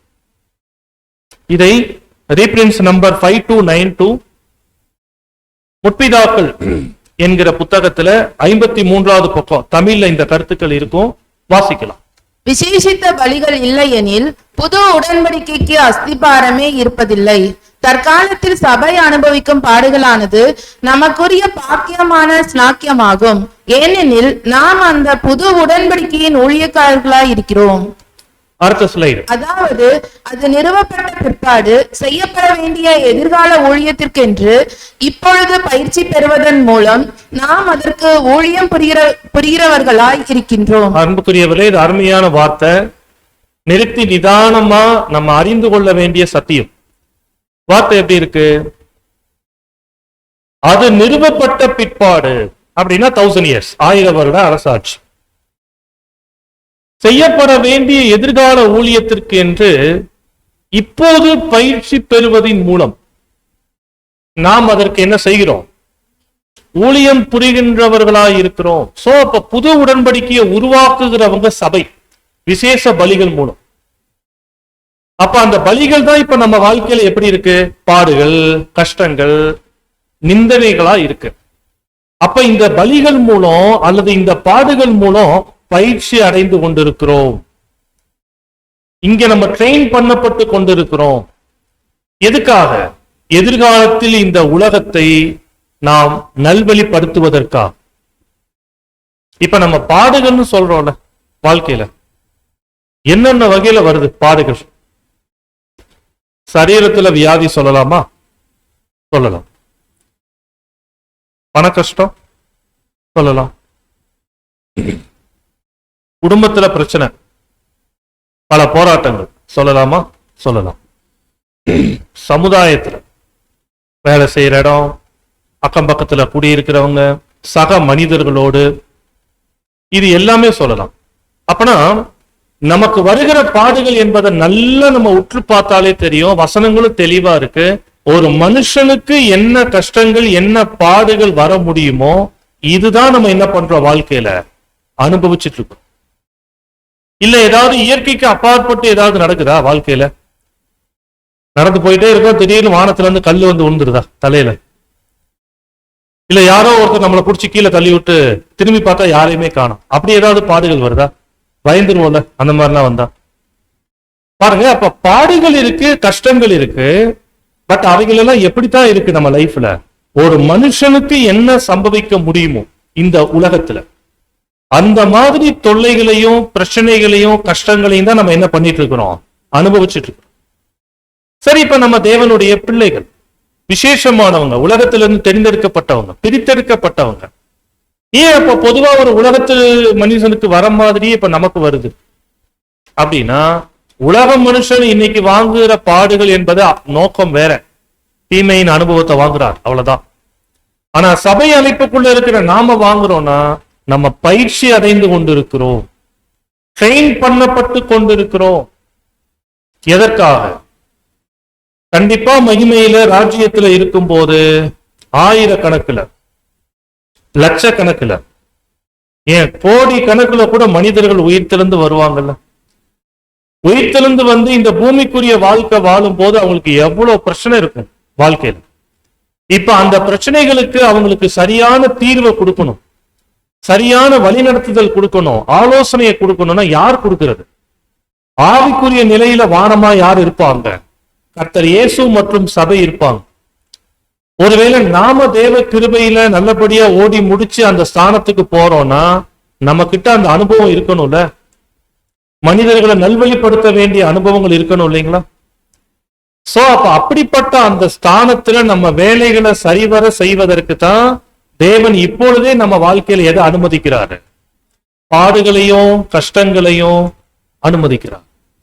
அப்ப இந்த ஒரு அண்டர்ஸ்டாண்டிங், இந்த புரிதல் நமக்கு வந்துருச்சுன்னா, பாடுகளை மகிழ்ச்சியோடு சந்தோஷத்தோடு எதிர்கொள்ள பழகிடுவோம். ஏன்? பாடுகள் என்பது நன்மைக்கானது. நமக்கு நன்மைகளை தான் அது ஃபியூச்சர்ல கொடுக்க போகுது. நம்மளை கஷ்டப்படுத்தணும், கண்ணீருக்குள்ள கொண்டு போகணும் என்பது தேவனுடைய நோக்கம் அல்ல. நம்ம மனுஷர்கள் குறைந்த அறிவுள்ளவங்க, அதனால நமக்கு அது புரிய மாட்டேங்குது. ஆனா தேவன் மேல சரியான ஒரு விசுவாசம், இந்த அழைப்பை பற்றின ஒரு தெளிவு ஒரு சகோதரன் சகோதரிக்குள்ள இருந்துச்சுன்னா, அவங்க பாடுகளை கர்த்தரை போல ஆவியில் களி கூர்ந்த நிலைமையில எதிர்கொள்ள ஆரம்பிச்சிடுவாங்க. 5வது பாயிண்ட், பாடுகள் என்பது God's will, தேவ சித்தம். அது இதை நம்ம புரிஞ்சுக்கணும். 5 பாயிண்ட்டுமே ஏறத்தாழ ஒண்ணுக்கு ரொம்ப அருகாமையில் இருக்கிற அர்த்தங்கள் தான். ஆயினும் இங்க பாக்குறோம் அது தேவ சித்தம். வாசிக்கலாம், எபிரேயர் 2ஆம் அதிகாரம் 10வது வசனம். ஏனென்றால் தமக்காகவும் தம்மாலேயும் சகலத்தையும் உண்டாக்கினவர் அநேகம் பிள்ளைகளை மகிமையில் கொண்டு வந்து சேர்க்கையில் அவர்களுடைய ரட்சிப்பின் அதிபதியை உபத்திரவங்களினாலே பூரணப்படுத்துகிறது அவருக்கு ஏற்றதா இருந்தது. அன்புக்குரியவர்களே, இந்த பாயிண்ட் வந்து ஒரு நல்ல ஒரு கோணம் இது வரைக்கும் பார்த்ததுல இருந்து. என்னன்னா, நம் ஆண்டவரை பற்றி தேவன் வச்ச சித்தம் என்ன? சித்தம் ரட்சிப்பின் அதிபதியை உபத்திரவங்களினாலே என்ன பண்ணணும்? பூரணப்படுத்தும். சரி, இது கர்த்தர் வாழ்க்கையில் எப்படி நிறைவேறுச்சுன்னா, பாடுபட்டார், பலியின் மரணம், மரித்தார் இயேசு. இப்ப அவர் அடைஞ்சிட்ட மரணம் நீதியின்படி. அவர் குற்றவாளியா? இயேசு கிறிஸ்து. கேட்டா நீதியின்படி அவர் யாரு கிடையாது, குற்றவாளி இல்லை. அப்புறம் ஏன் கர்த்தர் மரிச்சாரு? அவர் மரிக்க வேண்டியது தேவனுடைய சித்தம். பாத்தீங்களா? இதுதான் நம்ம சொன்னோம் பாடத்தோட பிகினிங்லயே. ஒருவேளை இந்த உலகத்துல எல்லாமே நமக்கு நிறைவா இருந்தா தேவன் நம்ம கூட இருக்கிறார், தேவன் என் மேல அன்பா இருக்கிறார், ஒருவேளை கஷ்டங்கள் பாடுகள் வந்துருச்சுன்னா தேவன் என் மேல கோபமா இருக்கிறார், அவர் என் கூட இல்ல, இப்படி புரிஞ்சுக்கிறது ஒரு உண்மையான கிறிஸ்தவ வாழ்க்கையின் புரிதல் கிடையாது. ஏனென்றால் நம்ம வாழ்க்கையில வருகிற பாடுகள் நீதிப்படி நம்ம ஏதோ தப்பு பண்ணிட்டோம், நம்மளை கஷ்டப்படுத்தி ஆகணும், இந்த நோக்கத்துல வருகிறது கிடையாது. ஒருவேளை அந்த நோக்கத்துல நம்ம குறைகளுக்காக தேவன் நம்மளை பாடுபடுத்துற மாதிரி இருந்தால் பாடுகள் நம்ம வாழ்க்கையில என்ன ஆயிடும், ரொம்ப அதிகமாயிடும். சோ இப்ப நம்ம வாழ்க்கையில அனுமதிக்கப்படுகிற பாடுகளை நம்ம கவனிக்க வேண்டியது, கர்த்தர் பாடுபட்டு மரித்தா எந்த நியாய பிரமாணத்தின்படி அவர் எந்த குற்றமும் செய்யல, ஒரு நீதிப்படி அவர் எந்த பாவமும் செய்யல, ஆனாலும் பாடுபட்டார், மரித்தார். ஏன்? அது தேவ சித்தம். நெக்ஸ்ட் ஸ்லைட்ல அந்த வார்த்தைகள் இருக்கு கமெண்ட்ஸ்ல. ரீபிரின்ஸ் 5054 5054ல not a divine command but the divine will. இயேசுவின் பாடுகளும் அவர் அடைஞ்சிட்ட மரணமும் தேவ நீதிப்படி தேவ வார்த்தையின்படி அவர் யார் கிடையாது, குற்றவாளி அல்ல. அப்ப அவர் ஏன் பாடுபட்டார்? அதுதான் தேவ சித்தம். இதுதான் நம்ம புரிஞ்சுக்கணும். இந்த புரிதல் வந்துச்சுன்னா நம்மள அதை விட்டு நம்ம வெளியில எடுத்துக்கிறதுக்கு நம்ம ட்ரை பண்ணாம, இதுதான் தேவ சித்தம் என்றால் அதுக்குள்ள நம்ம என்ன பண்ணுவோம், சந்தோஷகரமாய் ஒப்பு கொடுத்துருவோம். இததான் நம்ம ஆண்டவர் செஞ்சாரு. நமக்கு தெரியும் கெத்செமனேல கூட அவர் வார்த்தை அப்படித்தானே இருந்துச்சு, இந்த பாத்திரம் நீங்க கூடுமானால் நீங்கட்டும், ஆகில ஏன் சித்தம் அல்ல உங்கள் சித்தம் என்ன அது நடக்கட்டும். அப்ப தேவ சித்தம் அதுதான் அப்படின்னு தெரிஞ்சிருச்சுன்னா கர்த்தர் என்ன பண்ணிட்டாரு, அந்த கெத்செமனேயை விட்டு உற்சாகமா எழுந்து அந்த பாடுகளின் பாதைக்குள்ள தன்னை ஒப்பு கொடுத்துட்டார். அப்ப அந்த மாதிரிதான் நாம புரிஞ்சுக்கணும் வாழ்க்கையில வருகிற பாடுகள் கஷ்டங்களை. இது என்ன, இது ஏன் இப்படி வருது, இப்படி எல்லாம் எதனால நமக்கு வரலாம், இதெல்லாம் வரக்கூடாதே அப்படின்னு நம்ம தப்பு பண்ணிட்டோம், இப்படி நம்ம யோசிக்க கூடாது. தவறுகளுக்காக வருதா, கண்டுபிடிக்க முடியுதா, திருத்திக்கலாம். மற்றபடி அது புரியல பிரதர், என்ன ஏதுன்னு புரியலன்னா அமைதியா அது ஒருவேளை தேவன் நமக்கு வச்சிருக்கிற சித்தமா இருக்கலாம், அது கத்தரக்கூடிய பாத்திரத்துல பானம் பண்ணுவதா இருக்கலாம். அப்ப நம்ம வேலை என்ன, அமைதியா அதற்குள் ஒப்பு கொடுத்து இது தேவ சித்தம், இதுல நான் பானம் பண்ணணும்னு கடந்து போயிடணும். சோ அப்ப பாடுகள் பற்றின 5th பாயிண்ட் என்னது, அது தேவனுடைய சித்தம். சோ அப்ப இந்த 5 கருத்துக்கள் பாடுகள் தொடர்பாக நமக்கு இருக்க வேண்டிய புரிதல். என்னென்ன கருத்துக்கள் பார்த்துட்டோம்? முதலாவது நம்ம பார்த்தோம் அது அர்ப்பணிப்பின் பாதை.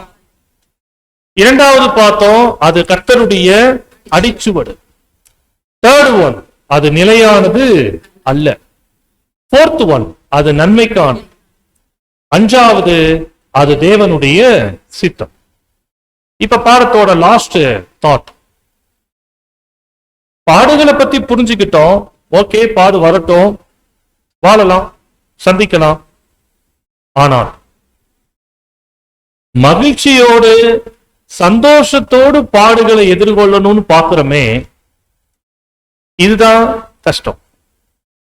பாடுபட தயார், ஆனா அதை சந்தோஷத்தோடு எதிர்கொள்ளுங்கன்னு சத்தியம் சொல்லும் போது அது எவ்வளவு சிரமம் இல்ல. அதான் சொன்ன. இப்ப அடி வாங்கணுமா, அடி வாங்கிடலாம். ஆனா அடி வாங்கும் போது அழுகக்கூடாது, வேதனைப்படக்கூடாது அப்படின்னா அது எப்படி முடியும்? ஒரு கேள்வி வருதா இல்லைங்க? அப்ப இதுக்கு கூட நம்ம என்ன பார்க்கலாம்னா, ஏன் தேவனுடைய வார்த்தை பாடுகளின் போது நம்ம சந்தோஷமா இருக்கணும்னு சொல்லுது? சந்தோஷத்தின் அவசியம். உங்களுக்கு ஏதாவது ஐடியா இருக்குங்களா? ஏன் பாடுகளை சந்தோஷத்தோடு எதிர்கொள்ளும்? ஏற்கனவே பார்த்து 5 பாயிண்ட் திருப்பி சொல்லிடாதீங்க, வேற ஏதாவது இருந்தா சொல்ல. மகிமைக்கு கொண்டு போகும். ஓகே, சந்தோஷத்தோட அவசியம் என்ன பாடுகளுக்கு? பரவாயில்ல, நம்ம 1 by 1 பார்க்கலாம்.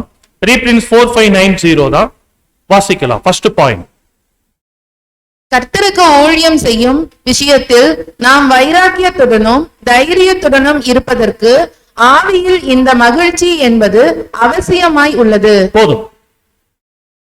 அதுக்கு ஆதாரம் பவுல், சீலா ஊழியத்து நிமித்தம் பாதிக்கப்பட்டாங்க, சிறையில காயங்களோட வேதனைகளோட இருந்தாங்க, ஆனாலும் கர்த்தரை துதித்து பாடினாங்க. அப்பனா பாடுகளுக்கு மத்தியில மகிழ்ச்சி இருந்தால்தான் நம்ம கர்த்தருக்காக செய்கிற ஊழியத்துல இருந்து என்ன பண்ண மாட்டோம், பின்வாங்க மாட்டோம், சோர்ந்து போக மாட்டோம், ஒரு உற்சாகமற்றவர்களாக காணப்பட மாட்டோம்.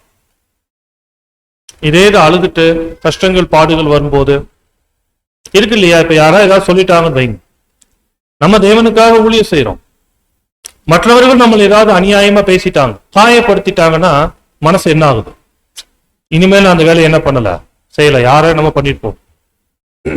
இல்ல இல்ல இல்ல நீங்க தான் பண்ணணும், அதெல்லாம் கண்டுக்காதீங்க, அட்ஜஸ்ட் பண்ணிக்கங்க அப்படின்ட்டா இப்ப அந்த வேலைகளை நமக்கு என்ன வராது, ஈடுபாடு வராது. ஏதோ கடமையே என்ன பண்ணிட்டு போவோம், செஞ்சுட்டு போவோம். காரணம் என்ன, பாடுகளுக்கு மத்தியில் இருதயத்துல என்ன இல்ல, அதை சந்தோஷமா ஏற்றுக்கொள்ள பழகாததினால் இப்ப ஊழியத்துல ஒரு சோர்வு வருதா. இதுதான் சகோதரர் சொல்றார், பாடுகளில் எவர் ஒருவர் மகிழ்ச்சியா இருக்கிறாரோ அவரால் தான் ஊழிய பாதையில முழுமையாய் தைரியமாய் கடைசி மட்டும் நிலை நிற்க முடியும். இதோடு சம்பந்தப்பட்ட ஒரு ஸ்லைடு அடுத்த ஸ்லைட்ல இருக்கு, வாசிக்கலாம். இந்த மகிழ்ச்சியின் ஆவி அவர்களுக்குள் இல்ல, இன்னும் நெக்ஸ்ட் ஸ்லைடு. ஒவ்வொரு முள்ளினாலும் உண்டாகும் காயங்கள் மத்தியிலும் கிறிஸ்துவின் நிமித்தம் கொடிதான வார்த்தைகளிலும் கூர்மையான ஒவ்வொரு அம்புகள் நம்மை தாக்கி உண்டு பண்ணும் வழியின் மத்தியிலும் சொல்லி முடியாத சந்தோஷம் நமக்கு காணப்படும். பாத்தீங்களா வார்த்தை எப்படி இருக்கு, முள்ளுகளினால் உண்டாகும் காயம், கொடிதான வார்த்தை என்னும் கூர்மையான அம்புகளினால் உண்டாகும் காயம். வருதா இல்லைங்க? ஊழியங்கள் செய்யும் போது, தேவனுக்காக வாழும் போது எவ்வளவு காயப்படுத்தப்படுறோம்ல. ஒருவேளை அதை மாத்திரமே யோசிச்சுக்கிட்டு அப்படியே சோகமா அழுதுட்டு எவ்வளவு பேர் அப்படி இருந்துடுறாங்க சத்தியத்தின் பாதையில. ஒருவேளை நம்மளை பத்தி யாராவது ஏதாவது குறை பேசுறாங்கன்னா, இல்ல நம்மளை குற்றம் சொல்றாங்கன்னா யோசிக்கலாம். ஒருவேளை நல்ல அன்புல நம்ம நல்லா இருக்கணும்ன்ற எண்ணத்துல சொல்றாங்க, உண்மையிலேயே அந்த தவறுகள் நம்ம பக்கம் இருக்குன்னா நம்ம தாராளமா திருத்திக்கிட்டு ஓகே நம்ம மாத்திக்கிட்டு இந்த ஓட்டத்துல ஓடலாம். அநியாயமா இருக்கு அப்படின்னு சொன்னா அவைகளில் நம்ம என்ன ஆயிடக்கூடாது, ஊழிய பாதையில் சோர்ந்துடக்கூடாது. ஒருவேளை சோர்ந்துட்டால் கெட்டப்பாயிட்டோம்னா அது கர்த்தருக்கான ஒரு பாதை அல்லது பாத்திரத்துல பங்கெடுத்தலின் செயல் கிடையாது. சோ சந்தோஷம் அவசியம், ஏனெனில் ஊழிய பாதையில நம்ம கடைசி வரை நிலை நிற்பதற்கு அந்த மனநிலை உதவும். செகண்ட் நினைவு கூறுதல் புக்ல பேஜ் நம்பர் 173 செகண்ட் பாயிண்ட் வாசிக்கலாம். தெய்வீக ஊழியத்தில் நாம் நமது ஜீவியங்களை ஒப்பு கொடுத்திட வேண்டும். மனிதன் என்னும் விதத்தில் நாம் தடயம் இல்லாமல் போவதற்கும் மற்றும் புதிய சிருஷ்டிகள் ஆவதற்கும் வேண்டி நாம் நம்மை நொறுக்கும் அனுபவங்களுக்குள் ஒப்பு கொடுத்திட வேண்டும். போதும். இங்க என்ன வார்த்தை வருதுன்னா, இதுலயும் ஊழியம் தெய்வீக ஊழியம்னு ஆரம்பிச்சிருச்சு, அதுல நம்ம ஜீவியங்களை ஒப்பு கொடுக்கணும்னு சொல்லியாச்சு. ஆனா இன்னொரு சென்டென்ஸ் வருது பாருங்க அடுத்ததுல, என்னன்னா மனிதன் என்னும் விதத்தில் நாம் தடயம் இல்லாமல் போவதற்கு. யாராவது ஏதாவது சொல்லிட்டா ரொம்ப மனசு காயப்பட்டுரும். இதே யாராவது ஒருத்தர் நம்மளை பாராட்டிட்டா கொஞ்சம் அப்படியே தரையில இருந்து மேல என்ன ஆயிடும், மேல கொஞ்சம் பறந்துடும். ஒண்ணு இந்த எக்ஸ்ட்ரீம் போயிடுறோம், இல்லைன்னா அந்த எக்ஸ்ட்ரீமுக்கு போயிடும். இது ஏன் நடக்குது நம்ம லைஃப்ல அப்படின்னா, இப்ப நம்ம யாரு, இந்த பொல்லாத உலகத்திலிருந்து வந்தவங்க தானே, சுயத்துக்கு இம்பார்ட்டன்ஸ் கொடுக்கிறவங்க. இது எல்லாருக்குள்ளே இருக்கும். நம்மளை யாராவது சந்தோஷமா பாராட்டிட மாட்டாங்களா, நம்மளை அப்ரிஷியேட் பண்ணிட மாட்டாங்களா, இருக்கு. அதே நேரம் இன்னொரு பக்கம் பயம் இருக்கும், யாராவது ஏதாவது சொல்லுவாங்களோ, நம்மளை பத்தி ஏதாவது தீமை பேசிடுவாங்களோ, எங்கேயாவது நம்மளை ஏதாவது ஹேட் பண்ணிடுவாங்களோ, அப்படி இருக்கு. அப்ப இவைகளுக்குள்ள என்ன இருக்குன்னா, இயல்பா இந்த மனித தன்மைக்கே உரிய சுயம் இல்ல சுயநலங்கள், பெருமை, இது நமக்குள்ள இருக்கு. பட் இங்க அருமையா பாக்குறோம், இந்த ஓட்டம் எப்படிப்பட்டது, நம்ம தடயம் இல்லாமல் போகணும். ஏன்னா சீஷத்துவத்தினுடைய ஆரம்ப அந்த அறைகூவல் கர்த்தர் கொடுத்தது என்ன, ஒருவன் என்னை பின்பற்றி வர விரும்பினால் தன்னைத்தான் வெறுத்து தன் சிலுவையை எடுத்துட்டு தான் என்ன பண்ணணும், ஏன் பின்னாடி வரும். இப்ப நம்ம அந்த முடிவு எடுத்து வந்துட்டோம்ல, வந்திருக்கிற நாமோ நம்மை வெறுத்துட்டோன்றது எதை வச்சு உறுதிப்படுத்துறது? நம்மள அந்த தேய்மானத்திற்குள்ள, அந்த வியர்னஸ்குள்ள நம்மள என்ன பண்ணணும்? ஒப்பு கொடுக்கணும். சோ அப்ப இதுதான் சொல்றாரு அருமையா, நம்ம ஒண்ணும் இல்லாம தடயம் இல்லாமல் போகணும், நம்ம ஜீவியங்களை அப்படி சப்மிட் பண்ணிடணும் என்று சொன்னால், ஒரு புது சிருஷ்டியா நம்ம உருவாவதற்கு வேண்டி நம்மை நொறுக்கும் அனுபவங்களுக்குள்ள நம்மளை விட்டு கொடுக்கணும்னா, பாடுகளுக்கு மத்தியில் ஒரு மகிழ்ச்சியின் சிந்தை இருந்தால் மாத்திரமே முடியும். ஒருவேளை அந்த மகிழ்ச்சியின் சிந்தை இல்லை என்றால் நம்மளை பலி செலுத்தக்கூடிய பாதைக்குள் என்ன பண்ண முடியாது, நிலைப்படுத்தி கொள்ள முடியாது. விலகிடுவோம், தவிர்த்துடுவோம். நம்மளை சேவ் பண்ணிக்கணும், நம்மளை பாதுகாத்து கொள்ளணும் அப்படின்னு ஒரு செல்ஃபிஷ் மைண்ட் உள்ளவங்களா மாறி விடுவோம். சோ இது இரண்டாவது ஒரு பாயிண்ட். மூன்றாவது பாயிண்ட், ஒரு 2 ஸ்லைடு ஸ்கிப் பண்ணிட்டீங்கன்னா தேர்ட் பாயிண்ட் இருக்கும். சந்தோஷமாய் இருக்க வேண்டிய அவசியம் ஏன் பாடுகளின் போது? 3வது பாயிண்ட் வாசிக்கலாம். பாத்திரமானது அதன் கடைசி வரை குடித்து முடுக்கிப்படாதது வரையிலும் நாம் அடுத்த பாத்திரத்தை, அதாவது ராஜ்யத்தினுடைய சந்தோஷங்கள் ஆகிய பாத்திரத்தை பெற்றுக்கொள்ள முடியாது. நமது கர்த்தர் பிதாவுக்கு கீழ்ப்படிந்திருந்த போது அது அவருக்கு மிகுந்த ஆசீர்வாதத்தை கொணர்ந்ததாய் இருப்பினும் அது அவருக்கு இறுதி தருணம் வரையிலும், அதாவது முடிந்தது என்று சத்தமிட்டது வரையிலும் சோதனையான துயரம் நிறைந்த வேலை போன்றதாகவே இருந்தது. இப்படியாக சபையின் விஷயத்திலும் காணப்படும். நாம் பாத்திரத்தில் உள்ள அனைத்தையும் பானம் பண்ணிட வேண்டும். பாத்திரத்தில் உள்ள எதுவும் மீதியாய் வைக்கப்படக்கூடாது. கிறிஸ்துவனுடைய சரீரமானது அவருடைய ஓட்டத்தை நிறைவு பண்ணும் போது கிறிஸ்துவனுடைய பாடுகள் அனைத்துமே நிறைவடைந்துவிடும். ஆம் அன்புக்குரியவர்களே, இந்த 3வது பாயிண்ட் என்னவென்றால், இந்த ஓட்டத்தை நம்ம ஆரம்பிச்சுட்டா மட்டும் போதாது, இந்த ஓட்டத்துல கடைசி வரைக்கும் என்ன பண்ணணும்? நிலைச்சு நிக்கும். பாருங்க, ஃபர்ஸ்ட் பாயிண்ட் ஊழியத்துல நிலைச்சு நிக்கிறது. 2வது பாயிண்ட் நம்மள நொறுக்கும் அனுபவங்களுக்குள்ள நிலைச்சு நிக்கிறது. 3வது இந்த அர்ப்பணிப்பின் ஜீவியத்துல ஏதோ ஆரம்பிச்சது மாத்திரமல்ல, கடைசி வரைக்கும் நிலைச்சு நிக்கிறது. அப்படின்னா என்னன்னா அடையாளம் தான். பல பாடங்களை கேட்டு போல, திராட்சரசம் நிரப்பப்பட்டிருக்கிற அந்த பாத்திரம், அந்த கப்பு, இப்ப ஒருத்தர் வாங்கி குடிக்கிறாரு முழுசா அப்படின்னா, முதல்ல குடிக்கும் போது வெறும் ஜூஸாவே இருக்கும், ஃபுல்லா லிக்யூடா இருக்கும், தண்ணீர் மாதிரி இருக்கும். பாதி கிளாஸ் தாண்டிட்டாருன்னா இப்ப உள்ள என்ன வர ஆரம்பிச்சிடும்? அந்த திராட்சை பழ ரசத்தினுடைய மந்தல்கள், அந்த வண்டல்கள் உள்ள காணப்படும். அந்த எசன்ஸ் எல்லாம் கலந்து இருக்கும். சரி, நான் வெறும் அந்த ஜூஸை மட்டும் குடிச்சிட்டு மீதியை வச்சிடுறேன்னா இது அப்படி கிடையாது. அந்த கப்புல எவ்வளவு இருக்கோ அவ்வளத்தையும் என்ன பண்ணிடணும்? குடிச்சிடணும். அப்ப இது எதை காட்டுதுன்னா, இந்த ஓட்டம் நமக்கு ஆரம்பிக்கும் போது இருந்துட்ட பாடுகள் கஷ்டங்களை காட்டிலும் ஓட்டம் இன்னும் கடந்து போக எது அதிகமாகும்? பாடுகள் கஷ்டங்கள் அதிகமாகும். நம்ம காலத்துல அருமையான ஒரு புக்கு தமிழ்ல வந்திருப்போம், நம்ம எல்லாம் நிறைய பேர் பார்த்திருப்போம், புது சிருஷ்டியின் இலக்கு இல்லையா, மார்க் ஆஃப் நியூ கிரியேஷன். அந்த புக்கோட கான்செப்ட் என்னன்னா, கிறிஸ்துவின் சாயலை அடைகிறது என்பது ஒரு பாதை. அது சில வருஷங்கள் ஓடுது நம்ம லைஃப்ல. ஆனா கிறிஸ்துவின் சாயலை அடைஞ்சிட்டா ஓட்டத்தை முடிப்போமா? கிடையாது.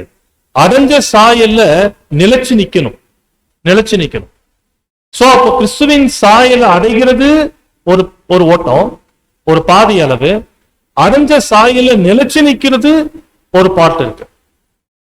இப்போ இந்த பாடுகள் கஷ்டங்கள் என்பது ஒருத்தருக்கு எப்ப அதிகமாகும்னா, கிறிஸ்துவின் சாயல அடைகிறதை காட்டிலும், அந்த சாயல அடைஞ்சதற்கு அப்புறம் அதுல நிலைச்சு நிக்கிற பாதைகள்ல தான் கஷ்டங்கள் உபத்திரவங்கள் அதிகம். இதுதான் காட்டுது. அந்த பாத்திரம் ஃபர்ஸ்ட் லிக்யூடா இருக்கு, போக போக அந்த மண்டி அடியில இருந்து நமக்கு வந்துகிட்டே இருக்கு. ஆனா எதையும் நம்ம என்ன பண்ணக்கூடாது, மீதி வைக்காம முழுசா பானம் பண்ணணும்னா, மகிழ்ச்சியின் ஆவி, சந்தோஷத்தின் ஆவி இருந்தால் மாத்திரமே கடைசி மட்டும் இந்த பாதையில, இந்த ஓட்டத்துல நிலைச்சு நிக்க முடியும். கடைசி பாயிண்ட், ஏன் சந்தோஷமா இருக்கணும்? நம் ஆண்டவரை பற்றின அருமையான ஒரு தீர்க்க தரிசனம் நமக்கு அதை அவசியப்படுத்துது, புரிய வைக்குது. ஏசாயா 53 வசனம் 7. அவர் நொறுக்கப்பட்டும் ஒடுக்கப்பட்டும் இருந்தார், ஆனாலும் தம்முடைய வாயை அவர் திறக்கவில்லை. அடிக்கப்படும்படி கொண்டு போகப்படுகிற ஒரு ஆட்டுக்குட்டியை போலவும், தன்னை மயிர் கத்திருக்கிறவனுக்கு முன்பாக சத்தம் இடாதிருக்கிற ஆட்டை போலவும் அவர் தம்முடைய வாயை திறவாதிருந்தார். கடைசி பாயிண்ட், 4வது பாயிண்ட், நம்ம ஏன் சந்தோஷமா இருக்கணும் பாடுகளுக்கு மத்தியில என்றால், நம்ம ஆண்டவர் அப்படித்தான் இருந்தார். சரி, அப்படி இருந்தார், அதுக்குள்ள என்ன கருத்து இருக்கு? அருமையான தீர்க்க தரிசனம். கர்த்தர் பாடுபடும் போது வாய் திறவாத ஆடு. அப்படி ஏதாவது ஆடு உலகத்துல இருக்கா? நம்மளே மட்டன் கடைக்கெல்லாம் போறோம், சில நேரம் கண்ணு முன்னாடி ஆடை அறுத்து கறியாக்குறாங்கல்ல. அப்ப ஆடு வந்து அமைதியா இருக்குமா? என்னமோ செஞ்சுட்டு போ அப்படின்னு. கண்டிப்பா அந்த ஆடு என்ன பண்ணும் அப்படின்னா சவுண்டு விடும். பட் இப்ப இயேசு கிறிஸ்து விஷயத்துல தீர்க்க தரிசனங்கள் எப்படி இருக்கு? அவர் வாய் திறவாத ஆடு. என்ன அர்த்தம்? உங்களுக்கு ஏதாவது தெரிஞ்சா சொல்லுங்களேன். வாய் திறவாத ஆடுனா என்ன அர்த்தம்? சத்தமில்லாத இருக்கிற ஆடுனா என்ன அர்த்தம்? அதைத்தான் நாங்களும் செய்யறோம்னு சொல்றீங்க, சத்தம் இல்லாம. வாய் திறவாத ஆடு என்றால் கர்த்தருடைய விஷயத்தில் அது எதை அர்த்தப்படுத்துகிறது? ரீபிரின்ஸ் 3591 ரீபிரின்ஸ்ல வாசிக்கலாம், தமிழ்ல உள்ளது. மரணத்தில் இருந்து தன்னை விடுவிப்பதற்காக எந்த ஒரு வேண்டுகோளிலும் அல்லது முயற்சியிலும் அவர் ஈடுபடவில்லை. பாத்தீங்களா, இது எவ்வளவு அருமையான கருத்துல. ஒருவேளை கர்த்தர் வந்து தன்னை பாடுகளுக்கு உட்படுத்தப்படும் போது அழுது இருந்தாலும், சவுண்டு விட்டு கத்தி இருந்தாலும், அது எதை அர்த்தப்படுத்துது? யாராவது வந்து தன்னை காப்பாத்துங்க என்று அவர் கூப்பிடுவதற்கு அது சமம். அப்படி உதவியை நாடி இருந்தாருன்னா கர்த்தருக்கு உதவி கிடைச்சிருக்குமா இல்லைங்களா? ஜனங்களை பார்த்து கேட்டிருந்தாருன்னா, உங்களுக்கு எல்லாம் எவ்வளவு நன்மை செஞ்சேன், எவ்வளவு அற்புதங்கள் செஞ்சேன், இப்படி வேடிக்கை பார்த்துட்டு நிக்கிறீங்களே அப்படின்னு சொல்லியிருந்தாருன்னா அந்த இடத்துல என்ன வந்திருக்கும்? ஒரு பெரிய புரட்சி அங்க வர வாய்ப்பு இருக்கு. அது இல்லாம அவர் கையில ஆவியின் தூதர்களை கூப்பிடுவதற்கும் பயன்படுத்துவதற்கும் ரைட்ஸ் இருக்கு அவர்கிட்ட. ஆனா அது எதையுமே அவர் என்ன பண்ணல, பயன்படுத்தல, அமைதியா இருந்தார். இதேதான் நமக்கு. ஒருவேளை நம்ம பாடுகளுக்கு மத்தியில ஏன் மகிழ்ச்சியின் ஆவியை வெளிப்படுத்தணும்? அழுதாலோ, முறுமுறுத்தாலோ, அங்கலாய்த்தாலோ அது எதை காட்டுது? நமக்கு அதுல மனசில்ல, விருப்பம் இல்லைன்னு காட்டுது. அப்படி விருப்பம் இல்லாம பலி செலுத்தினால், விருப்பம் இல்லாமல் பாடுபட்டால் அது கர்த்தருக்கான பாடா எடுத்துக்கொள்ள முடியுமா? முடியாது. அப்படி விருப்பம் இல்லாமல் ஏறெடுக்கப்படுகிற எதையாவது நம்முடைய தேவன் அங்கீகரிப்பாரா? நோ. சோ ஏன் சந்தோஷத்தின் ஆவி அவசியம் என்றால், நாம் விரும்பி முழு மனசோடு தான் இந்த பாதைக்குள்ள வந்துட்டோம், இந்த பாதைக்குள்ள வாழ்ந்து கொண்டிருக்கிறோம் என்பதின் வெளிப்பாடு அந்த சந்தோஷத்தின் ஆவி. இததான் அப்போஸ்தலன் பவுல் எழுதினார் பிலிப்பியர் 4:4, கர்த்தருக்குள் எப்போது சந்தோஷமாய் இருங்கள், சந்தோஷமாய் இருங்கள் என்று மறுபடியும் சொல்லுகிறேன். சோ அப்ப பாடுகள் மத்தியில், நம்முடைய சுதந்திரத்தின் அச்சாரமா இருக்கிற பாடுகளுக்கு மத்தியில மகிழ்ச்சியா இருக்கணும். ஏன் மகிழ்ச்சியா இருக்கணும்?